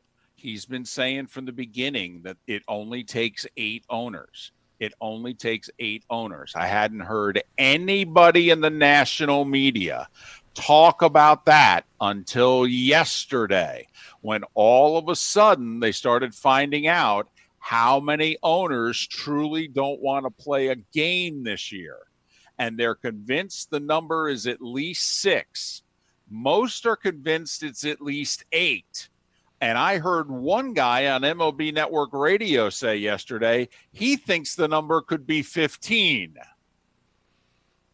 Well, Seth has contested for a month that it was at least 6, if not 7. And he thought they just had, he's been saying for 3 weeks, they've got to get one more. He was pretty sure it was 7. And fascinating. So now the feeling is Commissioner Manfred is going to have to twist some arms and convince some owners who don't want to play, we need to play. And I will say, I'll give the national media a lot of credit. They always take the sides of the leagues and the owners and the commissioners because they get more of their info from the leagues and the owners and the teams and the commissioners than they do from the players necessarily. All right. But in this case, the baseball media as a whole has determined that the owners are the bad guys and that Rob Manfred is an idiot. And I have never seen them as a collective group turn on a commissioner the way they are turning on Rob Manfred. And so we'll see because, hey, these guys are people. Rob Manfred's waking up in New York City getting crushed in the New York tabloids. And trust me, he's reading it. Seth Everett will join us in about 40 minutes. Today was the day when. Next on Miller and Moulton, Southwest Florida's Fox Sports Radio. Held it in pretty good. The 7 o'clock hour is your baseball rant hour. That's what I've decided. It's the middle segment. We need a couple more minutes. We could have gone a couple more questions, but that was enough golf. And you just let that rip. By the way, J.S. Mayer on Twitch, first time watching in a few weeks. How did David convince Gardner Minshew to co-host this offseason, and why is he at Mark's house? Very nice. That's really solid. Solid, Jeff. Very solid, Jeff. Jeff's watching in Iowa, where they're playing high school sports. Or as Clay Travis says, now if we could just get the guy running the Iowa High School Athletic Association to be the commissioner of baseball, we'd be in good shape. Is mood, and the single greatest change for men that get low T care is a greatly improved mood. Many are grumpy when they start, and most can't believe how much their mood improves once they get treated. And everything improves once your mood improves. Feel the difference C4MH.com can make in your life. I've been a patient of C4MH.com for a couple of years, and recently I've lost 20 pounds because now I have the energy to work out from home. And that'll put you in a good mood, too. C4MH.com's express treatment plan is convenient, affordable, and above all, safe. And with locations all up and down West Florida, there's one near you right now. Find out more. Go to C4MH.com. Great news, Southwest Florida. Below invoice employee pricing is back at Galliana Chrysler Dodge Jeep Ram. Lowest prices ever on over 1,500 new and certified pre-owned vehicles. Loaded, luxurious Grand Cherokee. No. David's rocking back and forth thinking of Leo Mazzoni. It's never, I don't think it's the meatloaf right now. He just did baseball. He's in full Leo Mazzoni mode. No. Yeah, it's food. It's food. Oh, you're hungry? Oh, yeah. I'm starving. I can make you a smoothie. I just get up so it's, for my stomach. I can't, I shouldn't sit for, I can lay down for long periods of time, but I shouldn't sit upright for 2 straight hours like I did.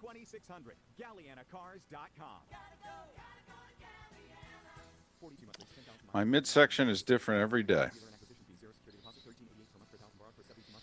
Some days it's okay. Fun fact, it bothers me. Yesterday Super 70 Sports tweeted out, fun fact, Tom Brady is older now than Sparky Anderson was when the Reds won the World Series in 75. Wow! To their tile roofs. When this occurs, your tile underlayment can be compromised, but you would not realize it until possibly years later. Now with Bought this chair at an Office Depot. a great roofing company to inspect your roof for any damage, and just because you don't have leaks doesn't mean you don't have issues. Just go to cathedralroofing. That's pretty impressive. They are the tile experts in Naples, and they will start the inspection process right away. Just go to cathedralroofingnaples.com. Cathedralroofingnaples.com. License number CCC 1331928.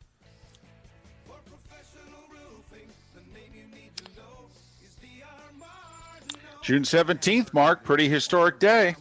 Yeah? Yeah. June 17th, back in 94 was that day that all hell broke loose. Oh, yeah. I've got it on here. License number CCC 1326954. That was a really good 30 for 30. Looking for a frameless shower door? My Shower Door has just opened their 8th Florida showroom, and it's Boy, Hops, you're onto something there. Laying back in a lazy boy drinking a tropical smoothie from a long straw would be a great look for the show. experience and 5-star reviews than My Shower Door. We've been named number I think I'm going to have to get into smoothies. I'm telling you. I know. David? They suck, though. No, first off, they don't, because once you put a banana in there or a little bit of peanut butter, it tastes like banana or peanut butter. I know. Banana's got too much sugar for me. I use it, literally I have one every day and I use a third of a banana. A third. Now we're talking. No, and because the guy, when I was actually working out, he goes, don't use more than a half a banana in there. And I know, like, avocados you don't like, but you don't taste them. You put a third of one of those in, it's got good. I can help. I really can.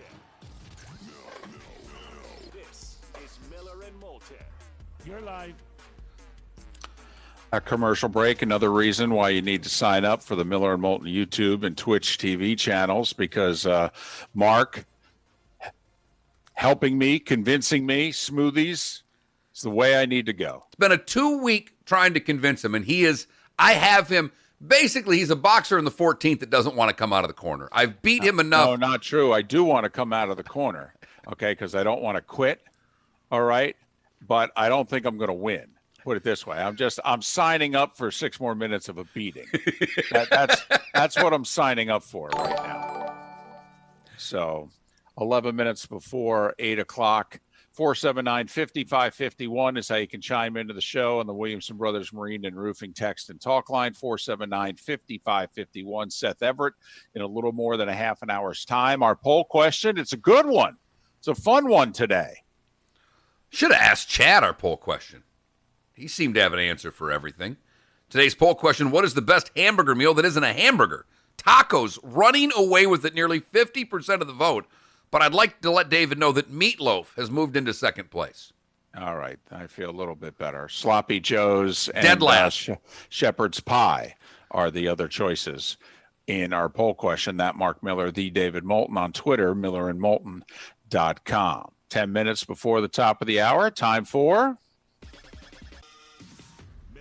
Moulton's Today Was the Day When, giving you the history of today's date so you're a beacon of useless knowledge around the office. Useless, but a lot of fun to talk about. This is Today Was the Day When. Fox Sports Radio and FoxSportsFM.com. We start in 1631, where Mumtaz Mahal dies during childbirth. Her husband, the emperor, spent 20 years building her tomb. We would know it as the Taj Mahal. He must have really liked her. Yeah. Or a lot of guilt for all the side pieces he had. Either that or he worked very slowly. 1885, the Statue of Liberty arrives in New York City. 1927, American-based Scotsman Tommy Armour defeats Harry Cooper by 3 in an 18-hole playoff to win the first of his 3 major titles. I was going to dig more on this, and I apologize. We got involved in a smoothie discussion during the break. Today in 1953, the most runs scored in an inning, 17 by the Boston Red Sox. I was going to look up the final and try to see which inning, and then I got doing this thing. 1954, Rocky Marciano beats Ezra Charles in his 3rd defense at Yankee Stadium. 1960, Teddy Ballgame hits 500. 1962. Wait, whoa. What are you talking about? 1960 Teddy Ballgame. Hits his 500th home run. Oh, gotcha. Okay. I didn't understand it. You said Sorry. it's 500. I'm like, whoa. Hits his 500th. Sorry. Gotcha. 1962 at Oakmont, Jack, in a playoff, wins his first major, beating Arnie by 3. Arnie had 11 3-putts that week. Jack had 1. That'll do it. 1971, Carole King's album Tapestry goes number 1. Never really could figure out why. 1972, the song Brandy, released by Looking Glass. If you have Sirius Radio and like Yacht Rock Radio, you hear that at least once an hour. 1973, again at Oakmont, Johnny Miller, 63, to finish 1 shot ahead of John Schley. 1976, the Nets, the Pacers, the Nuggets, and the Spurs merge into the NBA. The Spirit of St. Louis do not and get paid hundreds of millions of dollars, as they are the greatest franchise in the history of American sport, in my opinion.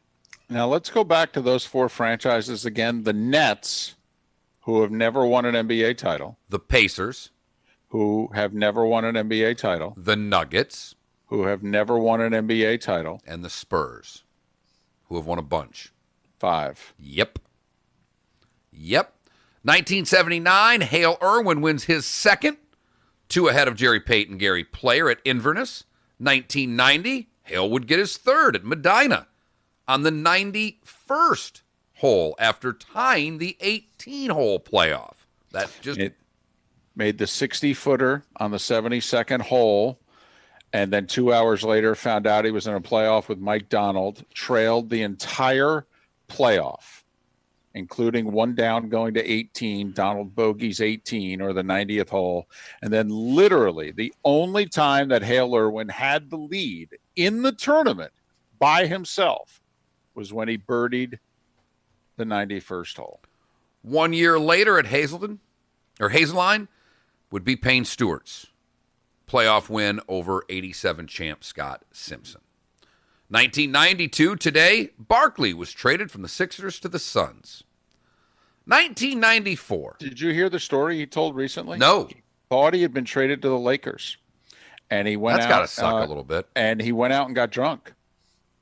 And about 3-4 hours into his bender, he gets a phone call going, yeah, the trade fell through. And they had a game that night. And Barkley said he played hammered. 1994, the chase. I got the OJ. I got the OJ in the car. Famous words from Al Cowling. Split screen was also Game 5 of the NBA Finals, Knicks and Rockets. And that was also the Friday of the U.S. Open. It was Arnie's last competitive round in the U.S. Open because it was at Oakmont. Lived in Atlanta. We had just finished winning the Turner Cup for the team I worked for. Crazy, crazy, crazy. You know, you mentioned the ABA thing, David. 97, The NHL announced it would add Nashville in 98, Atlanta in 99, Minneapolis, St. Paul, and Columbus in 2000. Well, speaking of no championships and one franchise moving. Yeah. I mean, Nashville's made it to the finals. Right. The Wild have not. Columbus has not. And Atlanta's in Winnipeg. And correct. They have not. Correct. They got to a All in conference all, final. If you're the NHL, though, would you do that again? Yes. 'Cause I do. Three Nashville, of those 4 markets. on Nashville alone. Well, and Columbus is a terrific market. It really is. It's had its ups and downs, but it's stable. But first off, hockey needed to be back in Minneapolis, period, end of sentence. Absolutely. So, yeah, I'll take the failure in Atlanta. Moneyball was released today in 2003. 2007, Angel Cabrera wins his U.S. Open, one ahead of Furyk and Tiger. 2008, the Celtics beat the Lakers in 6. 2010, the Lakers returned the favor, winning in 7. 2012. By the way, I just want to throw this in, Celtics fans. Can you believe it's been 12 years? With all the good players and teams you put on the floor, it's been 12 years since you last won. At the Olympic Club in San Francisco, Webb Simpson wins the Open today in 2012. Brooks Koepka wins in 2018, first back-to-back since Curtis Strange. If you were born today, you share your birthday with Elroy Crazy Legs Hirsch. 1 minute. I just wanted to be able to start there, David. Made me feel a little bit better. Newt Gingrich and Barry Manilow share the same date of birth, both born today in 1943. Rock out a little George Clinton. Some Funkadelic today. It's his birthday, born today in 1947. The great Dave Concepcion, born today in 1948. One of my all-time favorite baseball players, David. And this... A lot of people believe he's a Hall of Famer. I never thought he was, but a lot of people believe he should be. Born today in 1951. Live Saturday Night Sports, Joe Piscopo, the big story. Mike Milbury, born today in 52. Greg Kinnear in 63. The great speed skater Dan Jansen is 55 years old today. Popeye Jones is 50. Venus is 40. And Kendrick Lamar, born today in 1987. Miller and Moulton, thanks for listening to Fox Sports Radio. Look at that. I'm going to eat Kobe meatloaf. With your Kobe Cooling tip of the day. Venus is 40. 40. About their home Wow. is that the air conditioning system will need to be replaced. Well, folks, it's going to happen someday, so prepare yourself for that day. The good news is, Remember her as a 17-year-old finalist at the Open. Team of mechanics that I thought actually she was fix air 17. conditioning. Maybe she was When 19, you call but for service, I thought our she was unique team 17. will find your issue and fix it. Your air conditioner will need to be replaced someday, but that doesn't have to be today. You can still get those giant firms with cheap service call prices and get a sales technician to sell you a new unit, or you can hire a real NATE certified mechanic and we'll fix your system and help you plan for the next air conditioner purchase.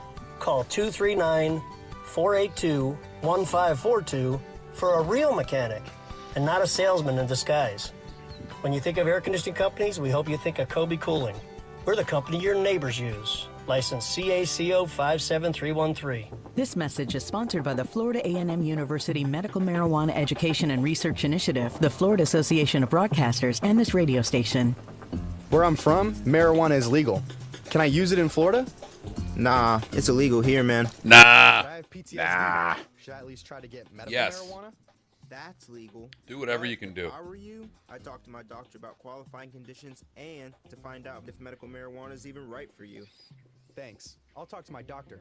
Looking for future leaders we can believe in?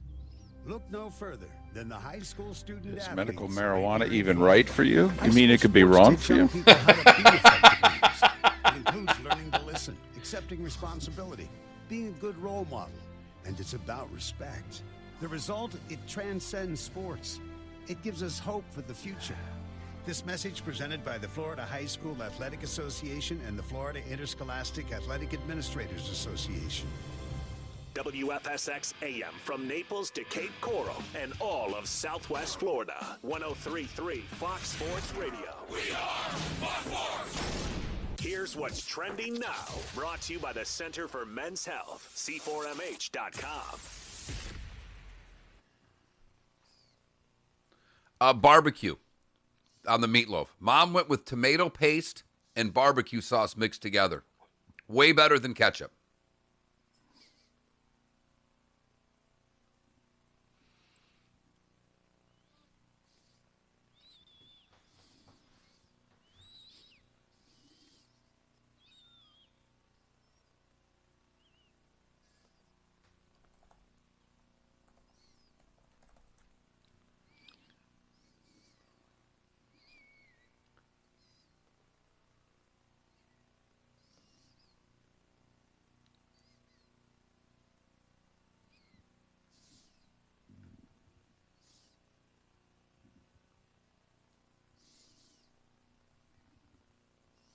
There's only one way to wake up in the morning.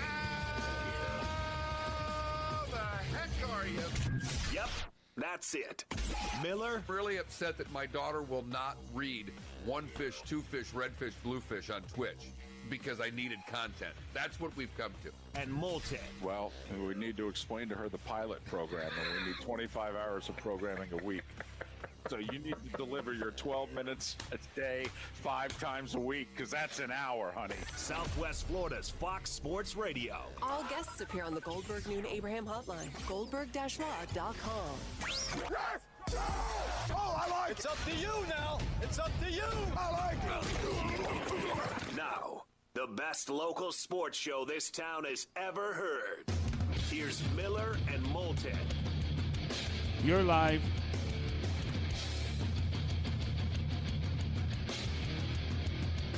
Couple minutes past 8 o'clock, top of the morning to you. How the heck are you? We are Miller and Moulton on this Hump Day edition on Southwest Florida's Fox Sports Radio, streaming foxsportsfm.com and broadcasting live on the Miller and Moulton YouTube and Twitch TV channels. Sign up for them. They are free. Miller and Moulton. Spell it out, and it is that easy to find. You can always chime in via the Williamson Brothers Marine and Roofing text and talk line.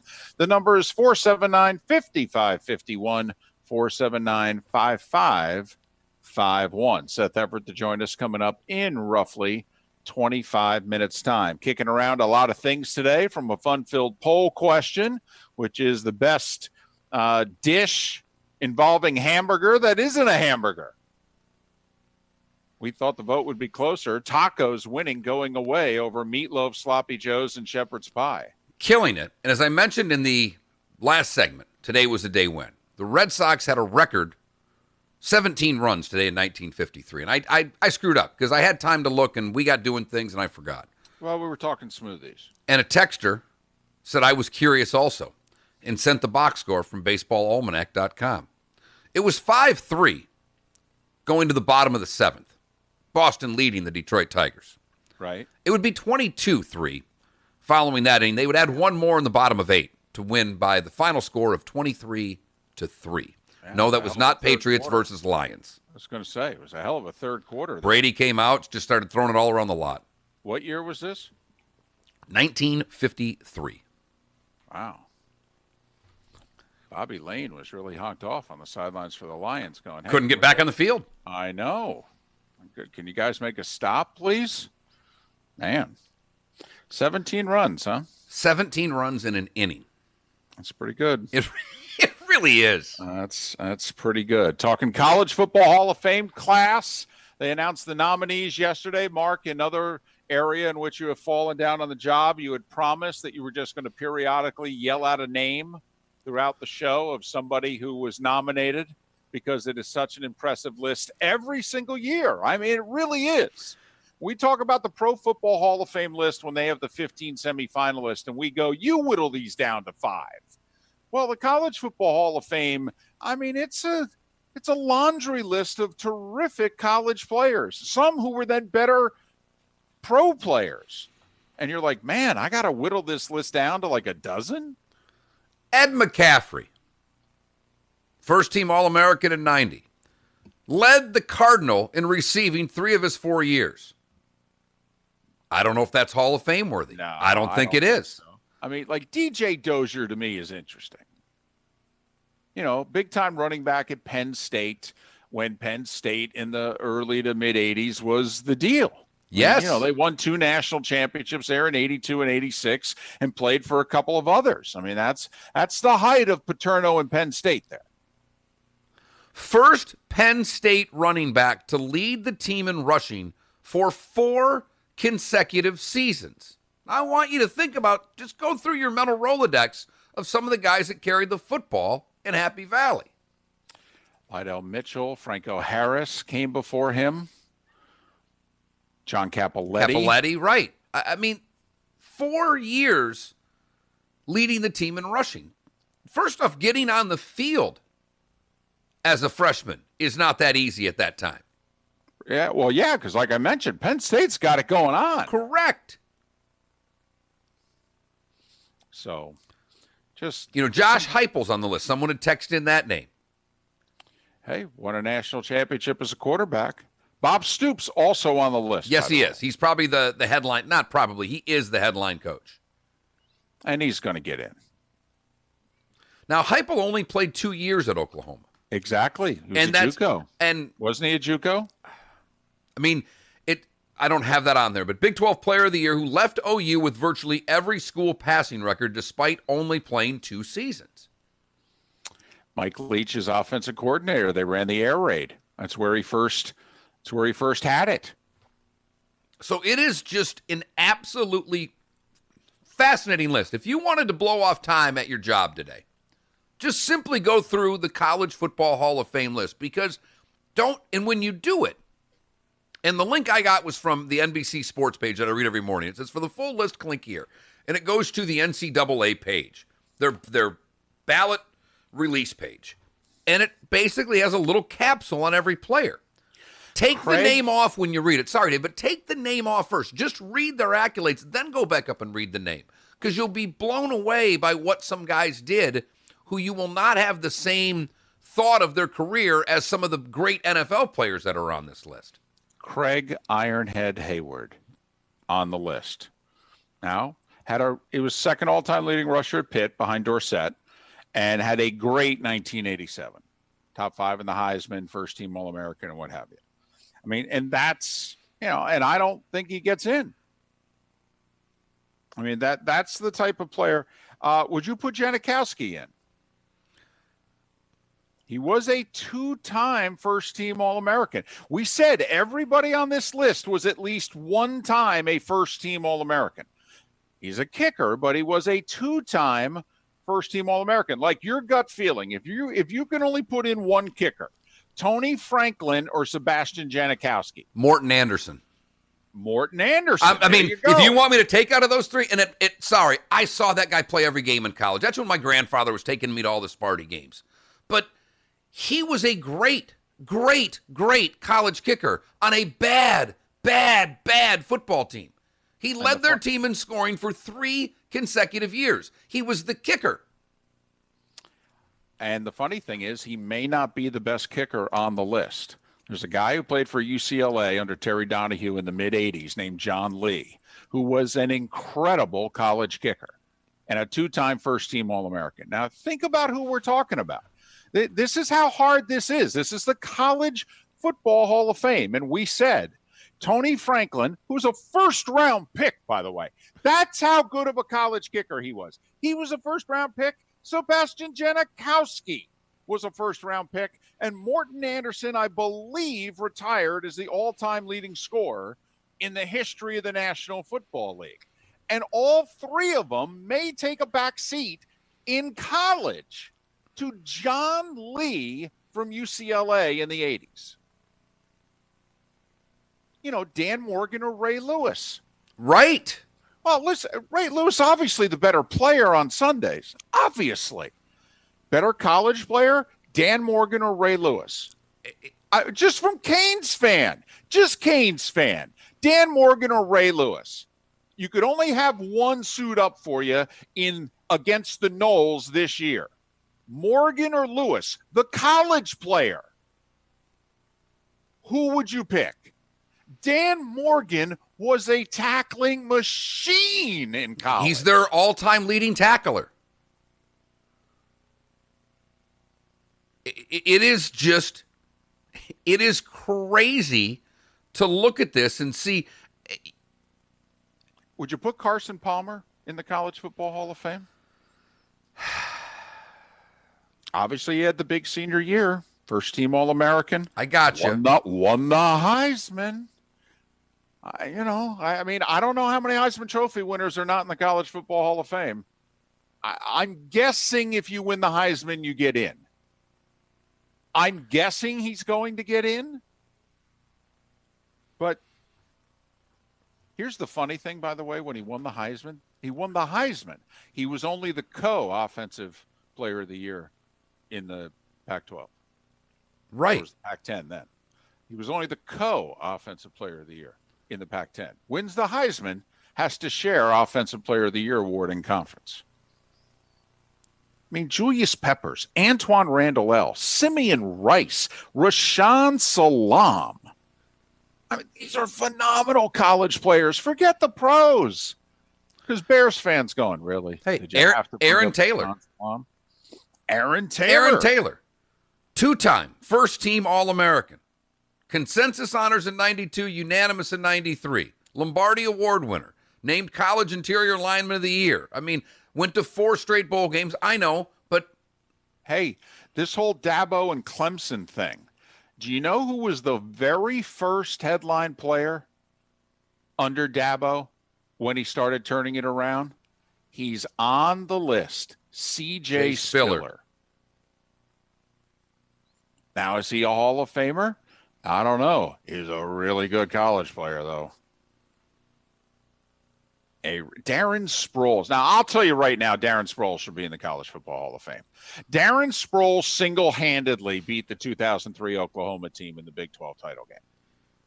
Single-handedly. They had no answer for him. They were undefeated, number 1 in the country. They played K-State for the Big 12 championship, and they had no answer for Darren Sproles. None. Single-handedly beat him. You know, Troy, if you go, well, here, go like back Donnell Wolford from Clemson played in the late 80s. Played 10 years in the league. But I don't remember a whole lot, as an NFL player. But in college, 2-time first-team All-American. Holds Clemson records for punt returns, for a TD, doing the All-ACC. I mean, held three titles for Clemson while he was there. I'm sorry, when you're back-to-back, basically, consensus All-American, tough to take those guys off the list. Realize there's like 5 kickers on this list? Yeah, I know. And Zendejas is another one that's on it. I know. One of the Zendejas brothers is on the list, who, when he retired, he was the all-time leading scorer in NCAA history. Listen, I love me some Hall of Fame. I love these lists. I would love to be on Hall of Fame committees. I have no idea who I would keep out on this list. This might take me all day. And it's not like I got anything else going on, Mark. I may spend all day going. No, excuse me on this one, because I'm ignorant to the name. But when I just read the capsule, because this is a name I looked at, and I'm like, who's this? Because he played in the set. Chris Ward, an Ohio State offensive tackle. 2-time first-team All-American, 76-77. 3-time first-team All-Big Ten. Oh, yeah. He blocked for Archie Griffin. If that guy wins 2 Heismans, doesn't his tackle deserve to go to the Hall of Fame too? This is the only guy that won 2 of these, David. Correct. Now, we could argue whether or not there should have been. Don't care. Others, but right. Archie's still the only one who's won 2. Yep. So, I mean, it's just ridiculous to look at. It's how you say no. I mean, the one name David and I both said no on really easily was Tony Gonzalez. Right. Who, don't get me wrong, we both think they're going to put him in because he was such a great pro. They think it will be embarrassing to not put him in the College Football Hall of Fame. But Tony Gonzalez on this list that they released of college players might only be the 30th best college player. Yes. Yes. And that style helped change the position in the NFL. But he wasn't this great collegiate. I mean, one of the accolades they put down is he has Cal's record for most receptions in a bowl game. Who gives a rat's behind? Ken Norton Jr. on the list. Really good pro. Better college player. Yes. Hall of Famer? I don't know. Because also, it's difficult. There's a whole generation that doesn't remember. UCLA was really good. UCLA in the late 70s and all through the 80s and well into the 90s. UCLA played good football. You saw them 2-3 times a year on national television. Well, and then you've got a bunch of players on this list, David. Like, Troy Vincent. Wisconsin wasn't good yet. They're not Wisconsin now. There's, Taylor Stubblefield from Purdue. I'm not saying that they deserve to get on, but when you are doing some of the things that these guys did at the Purdues, at Kansas State. You know, it's there's Right. something else there to not do it at Texas, USC, Michigan, Ohio State, Notre Dame. Right. And you have to decide, is somebody just a Wisconsin Hall of Famer, Troy Vincent, obviously, or is he also who had a terrific NFL career? Right, but we're not talking about his NFL career. Right. Now, do we think there are times in which they throw an NFL career on top of a college career and put somebody in because they're such a big name? Yes, we definitely think that. By the way, this list was supposed to come out 2 weeks ago, but because of the looting that took place on one night in Atlanta, the College Football Hall of Fame suffered significant damage because it's street level, and they smashed the windows. Now, they didn't get to any of the busts, to any of the Hall of Famers. They damaged basically the gift shop. If you've ever been there, they smashed in the windows along the street, and when you walk in, there's like a gift shop area. You buy merchandise, the whole deal. That's what got damaged. They did not damage inside the Hall of Fame. What'd they clip you for at the Hall of Fame to get in? Did you go? Or did you have some sort of media badge? Yeah, I got in, with one of those. Knew better. Well, I was invited, though. So don't get me wrong. I would go on my own. All right. But, yeah. Actually, the guy I replaced as the color commentator's spotter on the SEC on CBS when Todd Blackledge left, he was Todd's spotter. He ended up and still works for the National Football Foundation, which is the big one behind the College Football Hall of Fame. Right. We've had him on the show quite a few times, haven't we? Yeah, we had in Act One a couple times. Yeah. So there you have it. The other Hall of Fame discussion that I got into is Dale Earnhardt Jr. was elected into the NASCAR Hall of Fame yesterday, along with a couple of old-time drivers, one of whom still alive, Red Farmer. He's 87, and he actually said he's planning on racing this weekend on a dirt track. That's just mind-boggling. But Dale Earnhardt Jr., Hall of Fame. And to the NASCAR fan out there, I just ask you, you okay with that? Do you think he's a Hall of Famer? The resume says 26 all-time wins, which is 33rd on the all-time list. 2 Daytona 500s, which, let's face it, biggest race in the sport. I mean, is that 2 Super Bowl championships? You could argue.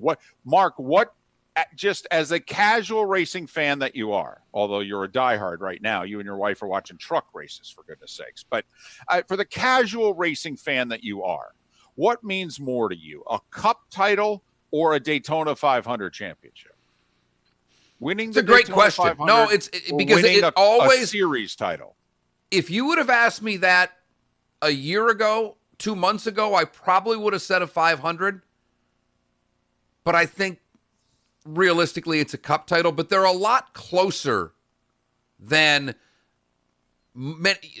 put it this way, they're closer than, a golf major is far more important than a FedEx Cup title. Correct. A cup title is far more important, as close. They're really close. Cup title close, David. Right. Like a major is far more important than winning a Varden Trophy or a Player of the Year Yes. honor. Absolutely. But it is interesting, like in racing, Rusty Wallace won a cup title, never won the 500. Mark Martin, everybody agrees, a Hall of Famer, never won the 500. I don't believe he ever won a cup title. But he did win 5 IROC titles, which is one of the discussions Right. during the break today. Yes, he did. All right, Dale Earnhardt 4. Right. Al Unser Jr., by the way, 2. For somebody who threw that.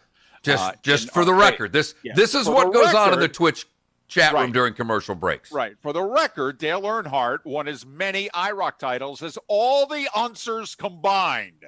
Junior, Senior, and Bobby, just so you know. Yes, look that up during a break. My goodness. But I have always looked at Junior as a borderline Hall of Famer. And all right?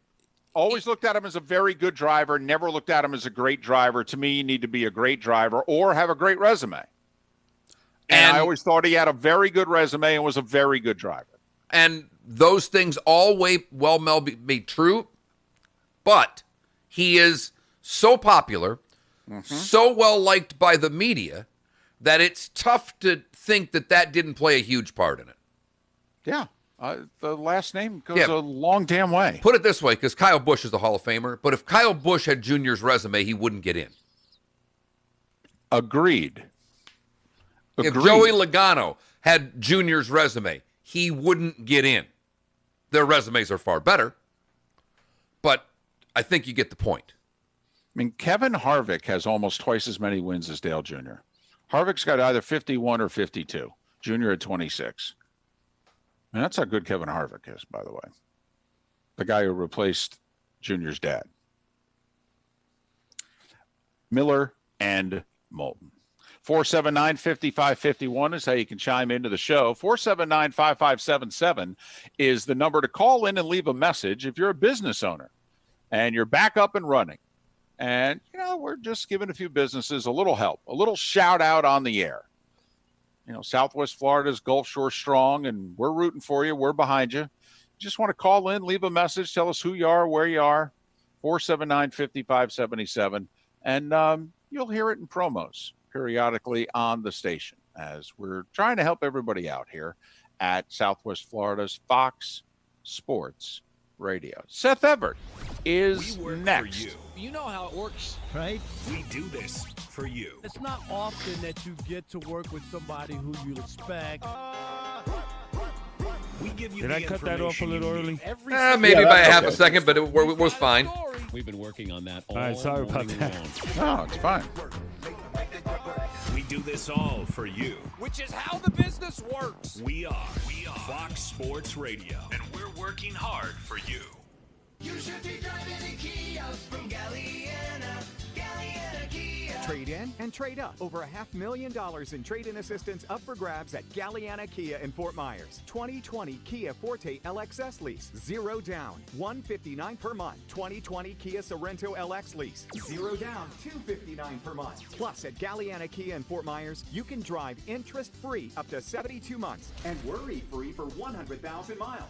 Worried about your credit? Don't sweat it. If you've got $500 down and you make at least $500 per week, our lenders can get you approved. At Galliana Kia, 1/2 mile south of Daniels Parkway on US 41 in Fort Myers. Open every day, including Sunday. Call 239-481-2600. GallianaCars.com. You should be driving a Kia from Galliana. Galliana Kia. 36-month lease is 10,000 miles per year, 0 to signing plus tax, title, dealer, and acquisition fee, 0 security deposit, $13.88 per month per thousand borrowed for 72 months, 0 APR with 0 down with lender approval. Cathedral Roofing Innovations. Now, Hurricane Irma was a long time ago, but believe it or not, problems with tile roofs, they continue to occur as a result. Now, many homeowners are just now feeling the effects of the hidden damage that occurred to their tile roof. Now, whether it's new leaks, cracked, unsecured tiles, these roofs are living on borrowed time. Now, tile roofs, by nature of their design, are susceptible to lift and powerful storms like hurricanes. When this occurs, your tile underlayment can be... Gerald, how long we got? I had to run away from the... not realize it until possibly years later.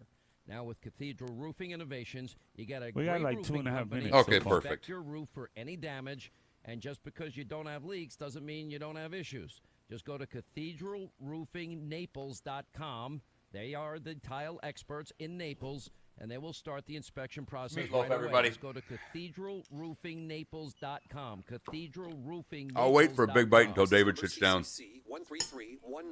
Let's face it, these are stressful times. Maybe I won't. Routines, the constant bombardment of bad news, and trying to keep you and your family safe all the time. It's Frank for Center for Men's Health. During these stressful times, your mood is so critical, and nothing's more important to a guy's mood than testosterone. The single greatest issue for guys with low T is mood, and the single greatest change for men that get low T care is a greatly improved mood. Cold meatloaf might be better than warm meatloaf. Most can't believe how much their mood improves once they get treated. And everything improves once your mood improves. Feel the difference C4MH.com can make in your life. I've been a patient of C4MH.com for a couple of years, and recently I've lost 20 pounds because now I have the energy to work out from home. And that'll put you in a good mood too. C4MH.com's expression Hello? plan is Hi, looking for Seth? and above all, Sure, hold on one second. Thank you. up and down West Florida. There's one near you right now. Find out more. Go to C4MH. What's up? Hi, Seth. How are you? I didn't expect the wife to answer. That caught me a little bit off guard. I like to keep you on your toes. I like it. I like it. We're going to have the 8-year-old next week. Fantastic. You do that, I'll have my 6-year-old daughter make the call. Why don't they just do the Twitch show? I think they should. I think they should do better than the two of us doing it. Yeah, absolutely. Hey, buddy.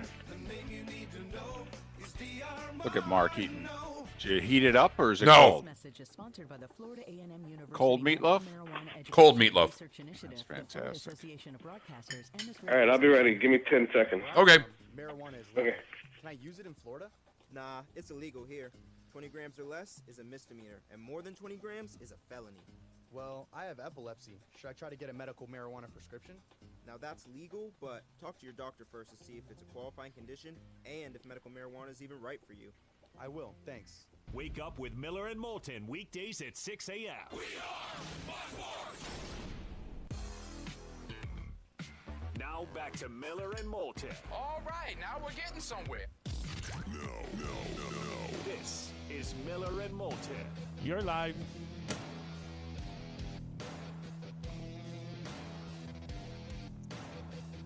"27 minutes past the hour. Thanks so much for being with us. Miller and Moulton, Southwest Florida's Fox Sports Radio. And if you're watching on the Miller and Moulton YouTube and Twitch TV channels, Mark is eating cold meatloaf. Yep. Couldn't wait anymore, David. Meatloaf!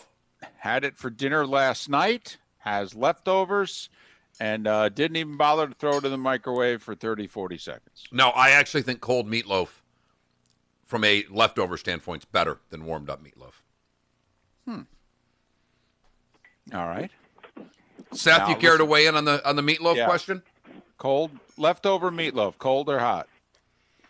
Oh, he's still doing whatever. I guess he's not back yet. 10 No, seconds. I'm here. I'm sorry. I didn't hear the intro. I heard the meatloaf talk and I went to vomit, so I'm sorry. You don't eat Really? meatloaf? No, I do. I did when I was a kid a lot. My mom used to make it all the time. Right. Yeah, exactly. My mom came I'm over a grown-up. yesterday. She made meatloaf. I'm a grown-up now. I don't make that stuff. All right. Well, it's our poll question. We're not grown up, Seth. We asked what's the best meal you are involving certainly hamburger that isn't a hamburger. Sloppy Joe's, meatloaf, shepherd's pie, or tacos. And tacos is winning going away. Tacos. 100% taco. We make tacos all the time. Of course you do. Everybody does. But meatloaf's a nice treat. My mom was over. She made meatloaf. But if I tell my kids I'm making meatloaf, I think they'd go to another house. Wow. Wow. Are your kids that spoiled? No, it's just I never introduced it to them because it's not 1989. No, I think you're failing as a parent. Because it's not 1989. Look at I'm you. just joking. You know what was popular in busting 1989? Baseball. That's not bad. Hey, Seth, we got to give you props. We gave it to you earlier in the show. Don't know if you were watching or listening via Twitch, but you've been saying it for a long time. You said, hey, there's at least 6, maybe 7 owners that don't want to play at all. And if it gets to 8, it could be ball game over. And for the first time yesterday, I heard the national media picking up on the Seth Everett narrative and going, apparently there's at least 8 owners that don't want to play at all this year, and there could be 10 or more. Yeah, I heard 10. Look, I don't think that these owners have been genuine in any way. I think the line has been really, really condescending. Last week, after I came on your show, they announced the Turner deal. $2.3 billion. And still the Cubs owner, Ricketts, came out and said they're hemorrhaging money. It's not fair. And if you want to go by the numbers, their books in 2020 are not good. No one's is. No business is good. Nobody's having a good 2020 except for Amazon and Instacart. But in this situation, if you're not going to show the union the ledgers for 2019, 2018, 2017, 2015, 2016, 2015, 2014, it's disingenuous. And they have money. They have made money just on internet rights alone over the last 3 years that every team could pay their teams their full money for 81 games, and it wouldn't come out of their television money or their ticket money. And they're full of crap. They're absolutely full of crap. And these owners, Manfred is funny because, I'm not a fan. And I think that he has not done a good job of leading because he literally sounds like he's reading off a teleprompter. But in this circumstance, he's a puppet. He can only do what the owners are telling him to do, and they don't want litigation. They don't want the union to file a grievance. And do you think about what we talked about 6 weeks ago when I said, if you blame it on COVID, the complaints would be there, but they'd be a lot less. And you could blame it on COVID, and we have businesses. I worked for a company last night. There's a Comic-Con company, can't have Comic-Cons. And what do? They came up with this virtual Comic-Con thing, and they're making money hand over fist. Ford, we talked about Ford a couple of weeks ago. Ford realizes nobody's driving, so let's stop making cars. Let's start making ventilators. We know how to do that. And they did, and everybody applauded. Baseball could have used this entire time to say, what are the things that ail us? Why are we having declining attendance? Why is our game slower? Why is our money so disproportionate? All the things that we can talk about on the field, off the field, marketing, social, all the stuff. And you can talk about all those things and come out of this quarantine with a CBA, and next year you can probably have fans. But instead, you decided to lie. And you lied to such a level that everybody's just mad at you. And guys, if you'll indulge me, and I feel awful saying this, but I've said this now on about 4 radio stations, and I feel bad saying it. But I think the media is not being as objective when it comes to this story, and I have a theory as to why. There have been so many stories that have been written by people I really like that are, this is like 1994, and this is baseball at its worst, and it's so not. This is so not 1994. 1994 was a labor dispute. This is a pandemic. Very, very different. And I think that a lot of these writers are very fearful that if the season gets canceled, they will be furloughed or laid off. And that's why people are writing about what a travesty this is. Because I don't think this is a travesty. The travesty is the nonsense going on with college football. The travesty is the NBA not, having a great plan and still not making it easy. Those are travesties. This baseball thing, this was hodgepodge to begin with. And the only reason why it's tragic is because I think people are so worried about their status. Well, there have been a lot of people worried about their status. The minor league guys not getting paid. I mean, there has been the execution. Which is awful. The execution of this from day one has been poor. We know that. When Manfred did the about face and said he doesn't believe or he's not confident now there's going to be a season where, 5 days later he was 100% confident, you mentioned he's a puppet. Do you think that line directly came from what the owners told him to say? No, I think the lawyers because he's a lawyer, and I think the lawyers told him that the union was going to file a grievance. And the grievance could be in excess of $1 billion. And as soon as that happened, I think Manfred changed his tune. And it proved to me, remember also we talked about, I just want to be consistent from weeks prior. Remember I said, is this economically driven or politically driven? This is economically driven because as soon as he heard that they could file a grievance, he backed his whole speech up. And I don't understand how nobody told Manfred that when the MLB draft happened. And I don't know how he looks to everybody in the eye at the MLB draft and says there's going to be a season when he couldn't even ask the question, what about the minor leagues? Why did you why did you let your sport release 1,000 minor leaguers? Again, you could take that revenue, and you don't even have to use the MLB advanced media money. You could just use merchandising, and you could pay the minor leagues for this entire season. He's Seth Everett, Hall of Justice, Sports with Friends are the two terrific podcasts. You can follow Seth on Twitter at Seth_Everett. Listen, Manfred is a puppet. He's not a commissioner. Quite frankly, the phrase shouldn't be used anymore. He's not a commissioner. I don't like the title. I think you're right. The title, people misconstrue the title of commissioner. He's not a king. He's not a leader. He's right. He's just a guy who works for the owner. Exactly. He's not a commissioner. Okay, but Roger Goodell did something about a week and a half ago that literally still to this day, not a single owner has publicly supported. Yeah, I know. In which he came out and has taken a couple of stances. And we're all pretty sure that the people he works for, not in favor or happy with what he said or did.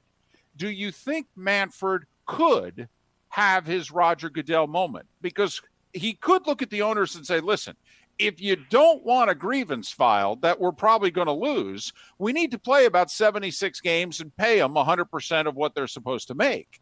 Okay, otherwise, we're going to have a grievance filed and we're going to lose. So, I mean, in theory, could Manfred do something and then turn around and look at his 30 angry owners and deal with the aftermath later?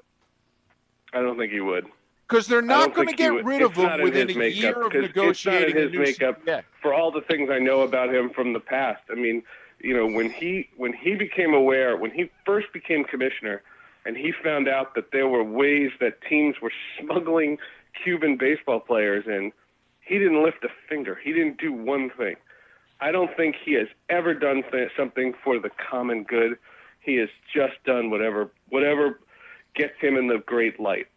Somebody asked me this a couple of days ago, and I never thought Rob Manfred would ever be commissioner.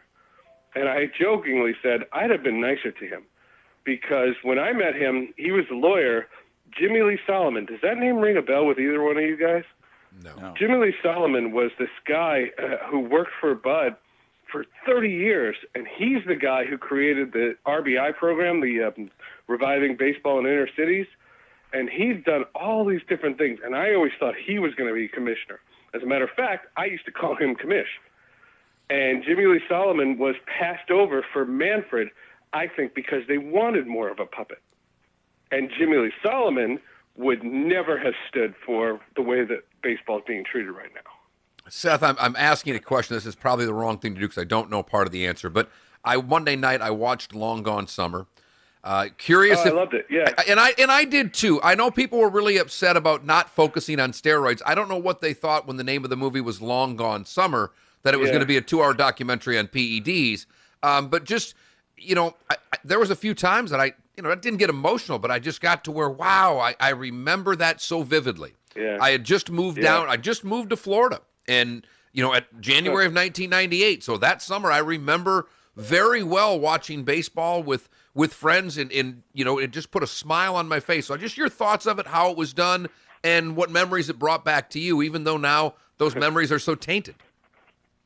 Well, 98 is such a special year for me. I started the year covering the Colorado Rockies. I had just finished covering Larry Walker's MVP year, and I was looking for work because I had met the folks in Seattle because of the Super Bowl parade, which was that January. And there was that incident. I don't know if I've ever told you that story, but there was an incident in February of 98 where I stopped an NBA game. So we'll tell that another time. And I both times involved this radio station in Seattle. So going into opening day, I had been flirting with Seattle. And I started covering the Rockies, and the All-Star game in 98 was there. And that's where McGuire, Sosa, and Griffey were all going to be. And that's where that All-Star game was my first All-Star game that I had ever covered. There's a great story about mascots from that All-Star game because I met all the mascots that year. And then I had taken the job to move to Seattle after the All-Star game. So I had known that the All-Star game was going to be the last thing I covered in Denver. And then that Saturday I moved to Seattle, and then I started working with the Mariners. And I watched 55 through 65 with Ken Griffey Jr. So I had a different perspective, man. That film brought it all back because I remembered where everyone was, and I got teased by David Segui, who said that I was working with the Mariners, and I didn't know who we were playing, but I knew where McGuire and Sosa were at all times. And it was a very, very strange memory, and it's just really amazing year. The documentary is clearly about that summer and the impact that summer had. If you do that, I said this. I said that the steroid conversation in that documentary was slightly more than in Michael Jordan's documentary when he didn't talk about his time with the Wizards. You know what I mean? Yeah. I don't know if the documentary was contingent on McGuire and Sosa having editorial approval. I don't know any of the details on that. But McGuire would not talk about steroids more than he did. He really doesn't think it was a big deal. And Sosa's still in denial. Well, I don't know if Sosa was in denial as much as that he just refuses to admit when others aren't. I mean, I thought his answer was kind of funny. Did it. Yeah, he said it. He said everybody did it. And he makes no apologies. He doesn't feel like he did anything bad. He said that, he talked about his upbringing, and he said that, this got me places, and I got to do certain things, and I would have never done it without 66 home runs. So that's fine. It didn't offend me in such a great deal. What I would have loved, because in the Lance Armstrong documentary, they do the same thing in the build-up, but they do 2 hours, a part 2, where they talk about everything in the aftermath. And I just think that you could have done that exact film and then give me a part 2 and talk about the impact. Bring in Bonds and bring in, the steroids, bring in Eddie Dominguez, the investigator that I was friendly with, and talk about all the impact of what McGuire and Sosa did. But you cannot deny that baseball was in a shambles in the beginning of the 90s after the strike, and that what you get in 98 is an absolute fervor. And remember, the Bulls had just won their 6th title, and Chicago is gaga for Sammy Sosa. It's a crazy, crazy time, and I thought the documentary exemplified that very well. Especially since Sosa hits 20 homers in the month of June. So right as the Bulls are going to leave the sports landscape, Sammy Sosa catches up with Mark McGuire and Ken Griffey Jr. I mean, heading into the All-Star break, you're thinking it's 3 of them that are going to pursue, Maris's record. And then obviously McGuire and Sosa had a better pace in the second half. And it is important to remember, I mean, virtually no one was talking out loud about steroids in the summer of 98. If you brought it up, you got mocked. Remember Rick Riley went up to Sosa at the batting cage at Wrigley Field, and in which a conversation came up, and Sosa said, I'll take a test anywhere, anytime. And Riley said, well, I got testers lined up right here. Here's a cup. You want to go, whiz in it? And Sosa, brushed him off and walked away. And Riley got heat from his media brethren for doing that.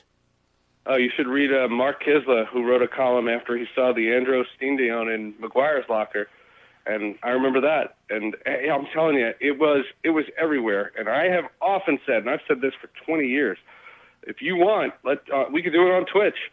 Print out the rosters of 1998. I'll circle 6 to 8 guys that I had heard rumors about. We heard rumors about all these guys. We didn't know the extent. We didn't know how damaging it was. And we knew that if you said it, you were setting yourself up for a libel or a slander suit. And no one from a broadcasting standpoint, I was 26 years old, and I didn't want to touch it. And in 98, I remember having these conversations around the batting cage at Coors Field, and everyone was like, what if this whole sport's on it? And we were just like, so? Amphetamines were in very prominent use in the 70s and 80s, and nobody batted an eye. And for this, it was like, well, what's the difference between amphetamines and this? And we didn't know to the extent of what was going on, but all I knew was there were rumors about players all over the place, including players that are in the Hall of Fame. All right, Seth, Hall of Justice, Sports with Friends, what do you got? For the Hall of Justice, tomorrow we have Fisher Stevens. He was the actor that was in Short Circuit. He was in that show that I love, Early Edition. He's also an Academy Award-winning documentary filmmaker. And he has a new documentary out about Formula E. So he did a Sports with Friends thing that's going to air next week. But we got a chance to talk about his career. He's also a guy that everybody hates in Friends. And he had a really negative experience working with the 6 Friends. So it's a really cool podcast. Fisher Stevens. Interesting. I said it. Yeah, Fisher Stevens. Google him. He played Johnny Five in Short Circuit. He was in a lot of things. He's been in a lot of things. He was in Californication. He was in so many shows. It's Always Sunny in Philadelphia. Fisher Stevens, a really cool dude. For Sports with Friends, if you heard last week's episode, Chris Majkowski, the longtime radio engineer for the Mets, Giants, Knicks, and Rangers, and that conversation was literally so long that we decided to split it in two. So this today is part 2 of Chris Majkowski. He's Seth Everett, Sports with Friends, Hall of Justice. You can follow Seth on Twitter at Seth_Everett. When you join us next week, very quick prediction. What will be the state of affairs with baseball? Any progress? Oh, I think it'll be definitively canceled because you're running out of time. It's already June 16th. If you want to have a longer than a 50-game season, you probably had to come up with an agreement last week. There's no time for this stuff. It's over. It's not going to happen. Seth Everett joining us once again here on Miller and Moulton. Seth, introduce your kids to some meatloaf. Yeah, come on, Seth. So not on my list today. Be well, Seth. Thanks for everything. All right, guys. Talk to you soon. Seth Everett, kind enough to join us once again here on Miller and Moulton. Meatloaf in our poll question. All right, what's the best dish involving hamburger that isn't a hamburger? Meatloaf, Sloppy Joe's, tacos, shepherd's pie, tacos. Winning, going away. My vote is meatloaf. Mark eating some cold meatloaf, which you can So see good. Well, not anymore. It's gone. On the Miller and Moulton YouTube and Twitch TV channel. The good, the bad, and the ugly. Before we call it a day on this Hump Day edition of Miller and Moulton, thanks so much for being with us, Southwest Florida's Fox Sports Radio. Welcome to the program. This is the Dan Patrick Show. Maybe you could get Jeff Probst to go to Abu Dhabi to host Fight Island. I like it. Logistics aside, you have to admit it sounds pretty cool. It makes the NBA going off to Orlando seem kind of lame. And then you have Major League Baseball. Here you have UFC. They're going to take over an island. Major League Baseball, I don't know where we are. Dan Patrick. The Dan Patrick Show. Weekdays at 9 a.m. on Southwest Florida's Fox Sports Radio and FoxSportsFM.com. It's Fred Kobe with your Kobe Cooling Tip of the Day. There's a trend in the air conditioning business to buy up small companies and become a giant conglomerate like George Soros. Those ambitious corporate giants, to them I say, good luck. If you want to be just another number in the corporate bottom line, they'll be happy to take your money. Kobe Cooling is a local, hometown family with our focus on you, our family of customers. We know your name, and we remember your needs. Your comfort is our priority, and you're the most important part of our company. At Kobe Cooling, we value our personal, small-town relationship with you. It's been that way since my dad started his company in 1949, and at Kobe Cooling, it's never going to change. We're not for sale today, and we never will be. When you think of air conditioning companies, we hope you'll think of Kobe Cooling. No nonsense. Have you seen what Pat Donovan is reporting out of Tampa?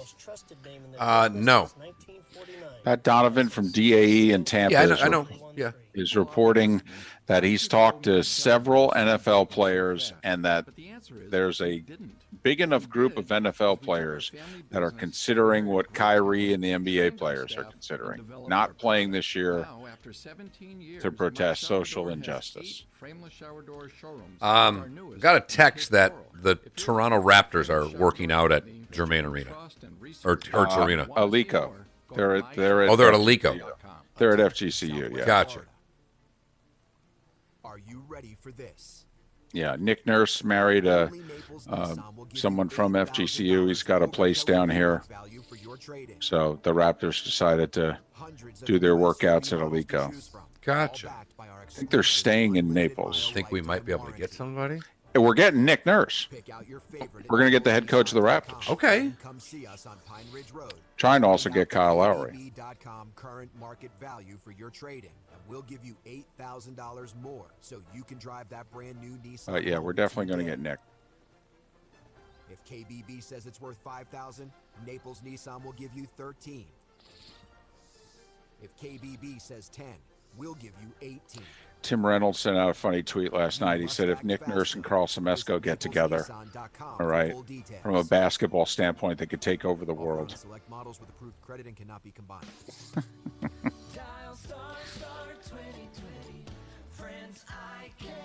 Well, we're all trying to wash our hands 10, maybe 50, 100 times a day now. So when you touch your contact lenses in the morning, are you also thinking about, well, all the germs you could potentially be placing in your eyes? No one wants to think about that, so it might be a great time to consider LASIK. France Eye Care offering $1,000 off bilateral LASIK, a savings that make the procedure much more affordable. Dr. Jonathan France and his expert team of surgeons want to help you see your future in 2020 by providing you with better vision and a better quality. CBS was doing a story at the end. I just kind of kept looking because they kept showing musicians. There have been 3 big time venues that have already said they're shutting their doors. The place that Nirvana opened in Seattle, got their career started, done. The Troubadour in LA doesn't know if it can make it. Wow. I mean, we're talking iconic effing venues. From the best headlines. Just tragic. It's the worst thing that ever happened to anybody ever. Absolutely tragic. And hide the women and children. This is Mark Miller's Good, Bad, and Ugly on Fox Sports Radio. You're live. For the good today, we go to New York. The coronavirus has postponed damn near everything. Concerts, the baseball season. Life as we know it is not the same. But there is one thing that apparently the coronavirus cannot stop, and that is the Nathan's hot dog eating contest. Yep. Now, there'll only be 5 eaters instead of the usual 15.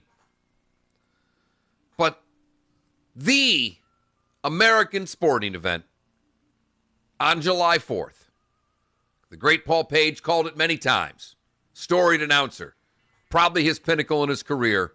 Stop it. He called the Indy 500 like 30 times. Like I said, the pinnacle of his career, calling the Nathan's hot dog eating contest. He got the call and accepted that great promotion, and it will go on this summer. No fans, though, is what I heard. Nope. No mustard either. What? What? For the bad, well, I don't know if you're aware, but these coronavirus numbers are going up, and so North Carolina really wants to reopen, and they're not being allowed to. So now they have started their new Burn Your Masks Challenge. What?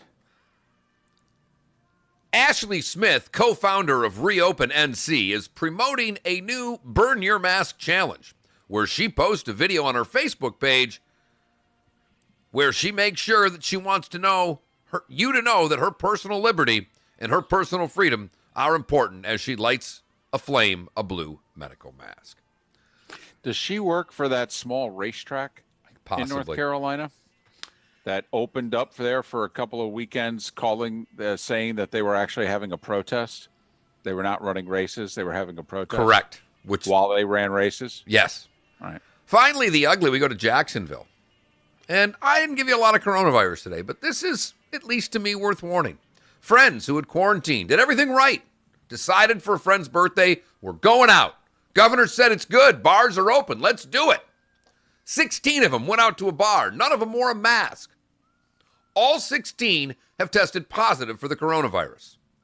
Now, fortunately, none have become very ill, and this is something from the beginning David and I have talked about. But fact of the matter is, the bar was packed, no one was wearing masks, and all 16 of them who didn't have the virus tested positive. There it is, your good, bad, and ugly. Yeah. Sorry, Mark. It was an Irish pub that actually closed for a few days afterwards because 7 of the workers at the pub also ended up testing positive. So they closed and they deep cleaned the place. But, yeah. Some had flu-like symptoms. No one got seriously ill. But as one said, I feel foolish. It's too soon. So there you have it. Today's good, bad, and ugly on June the 17th here in the longest year in the history of mankind. Right, or March 109th, if you want to refer to it that way. A couple of quick things before we go. We've had Bud Elliott on many times, talking college football, and every now and then we get into recruiting with Bud because it's an area of expertise with him.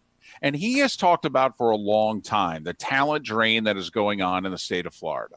and how the big three in particular are not keeping the 4 and 5-star recruits home.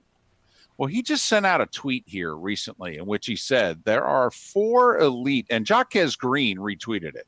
All right, there are 4 elite receivers in the state of Florida that are going to be in the class of 2021. 3 of the 4 have committed to play football at Alabama, and the 4th is committed to play at Oklahoma. The 4 best wide receivers coming up in the next football class, and all 4 are leaving the state of Florida. None of the big 3 able to keep them at home. And if you're a Gator fan in particular, because you're obviously the closest, you know, you're trying to take down Georgia. You're trying to get in that game again with Alabama. And you think you've closed the gap recruiting-wise. Right. That's what you've hung your hat on, is that you're getting these players. And Florida has been void of playmakers for a decade. And you'd put finally a little bit of a wide receiver class together, and you got Dan Mullen who can run an offense, and you can't get any of these guys. Come on, one could change everything. So just wanted to mention that. And our buddy Pat Donovan, who we've had on many times from WDAE in Tampa. All right, Pat is reporting that what's going on in the NBA with Kyrie and a bunch of players talking about not playing to promote and draw attention to social injustice, that apparently the same conversations are taking place in the NFL. We'll see if anything emerges. Remember, Kyrie wasn't playing this year either way. It does need to be noted. Oh, yeah. No, we noted it. Absolutely. And he's getting paid. Right. A lot easier when you're getting paid to tell people not to play and not get paid. Right. Also, one sport with guaranteed contracts and the other sport with very few. Miller and Moulton. Mark, enjoy your meatloaf. Thanks for listening, everybody. Meatloaf! Fox Sports Radio.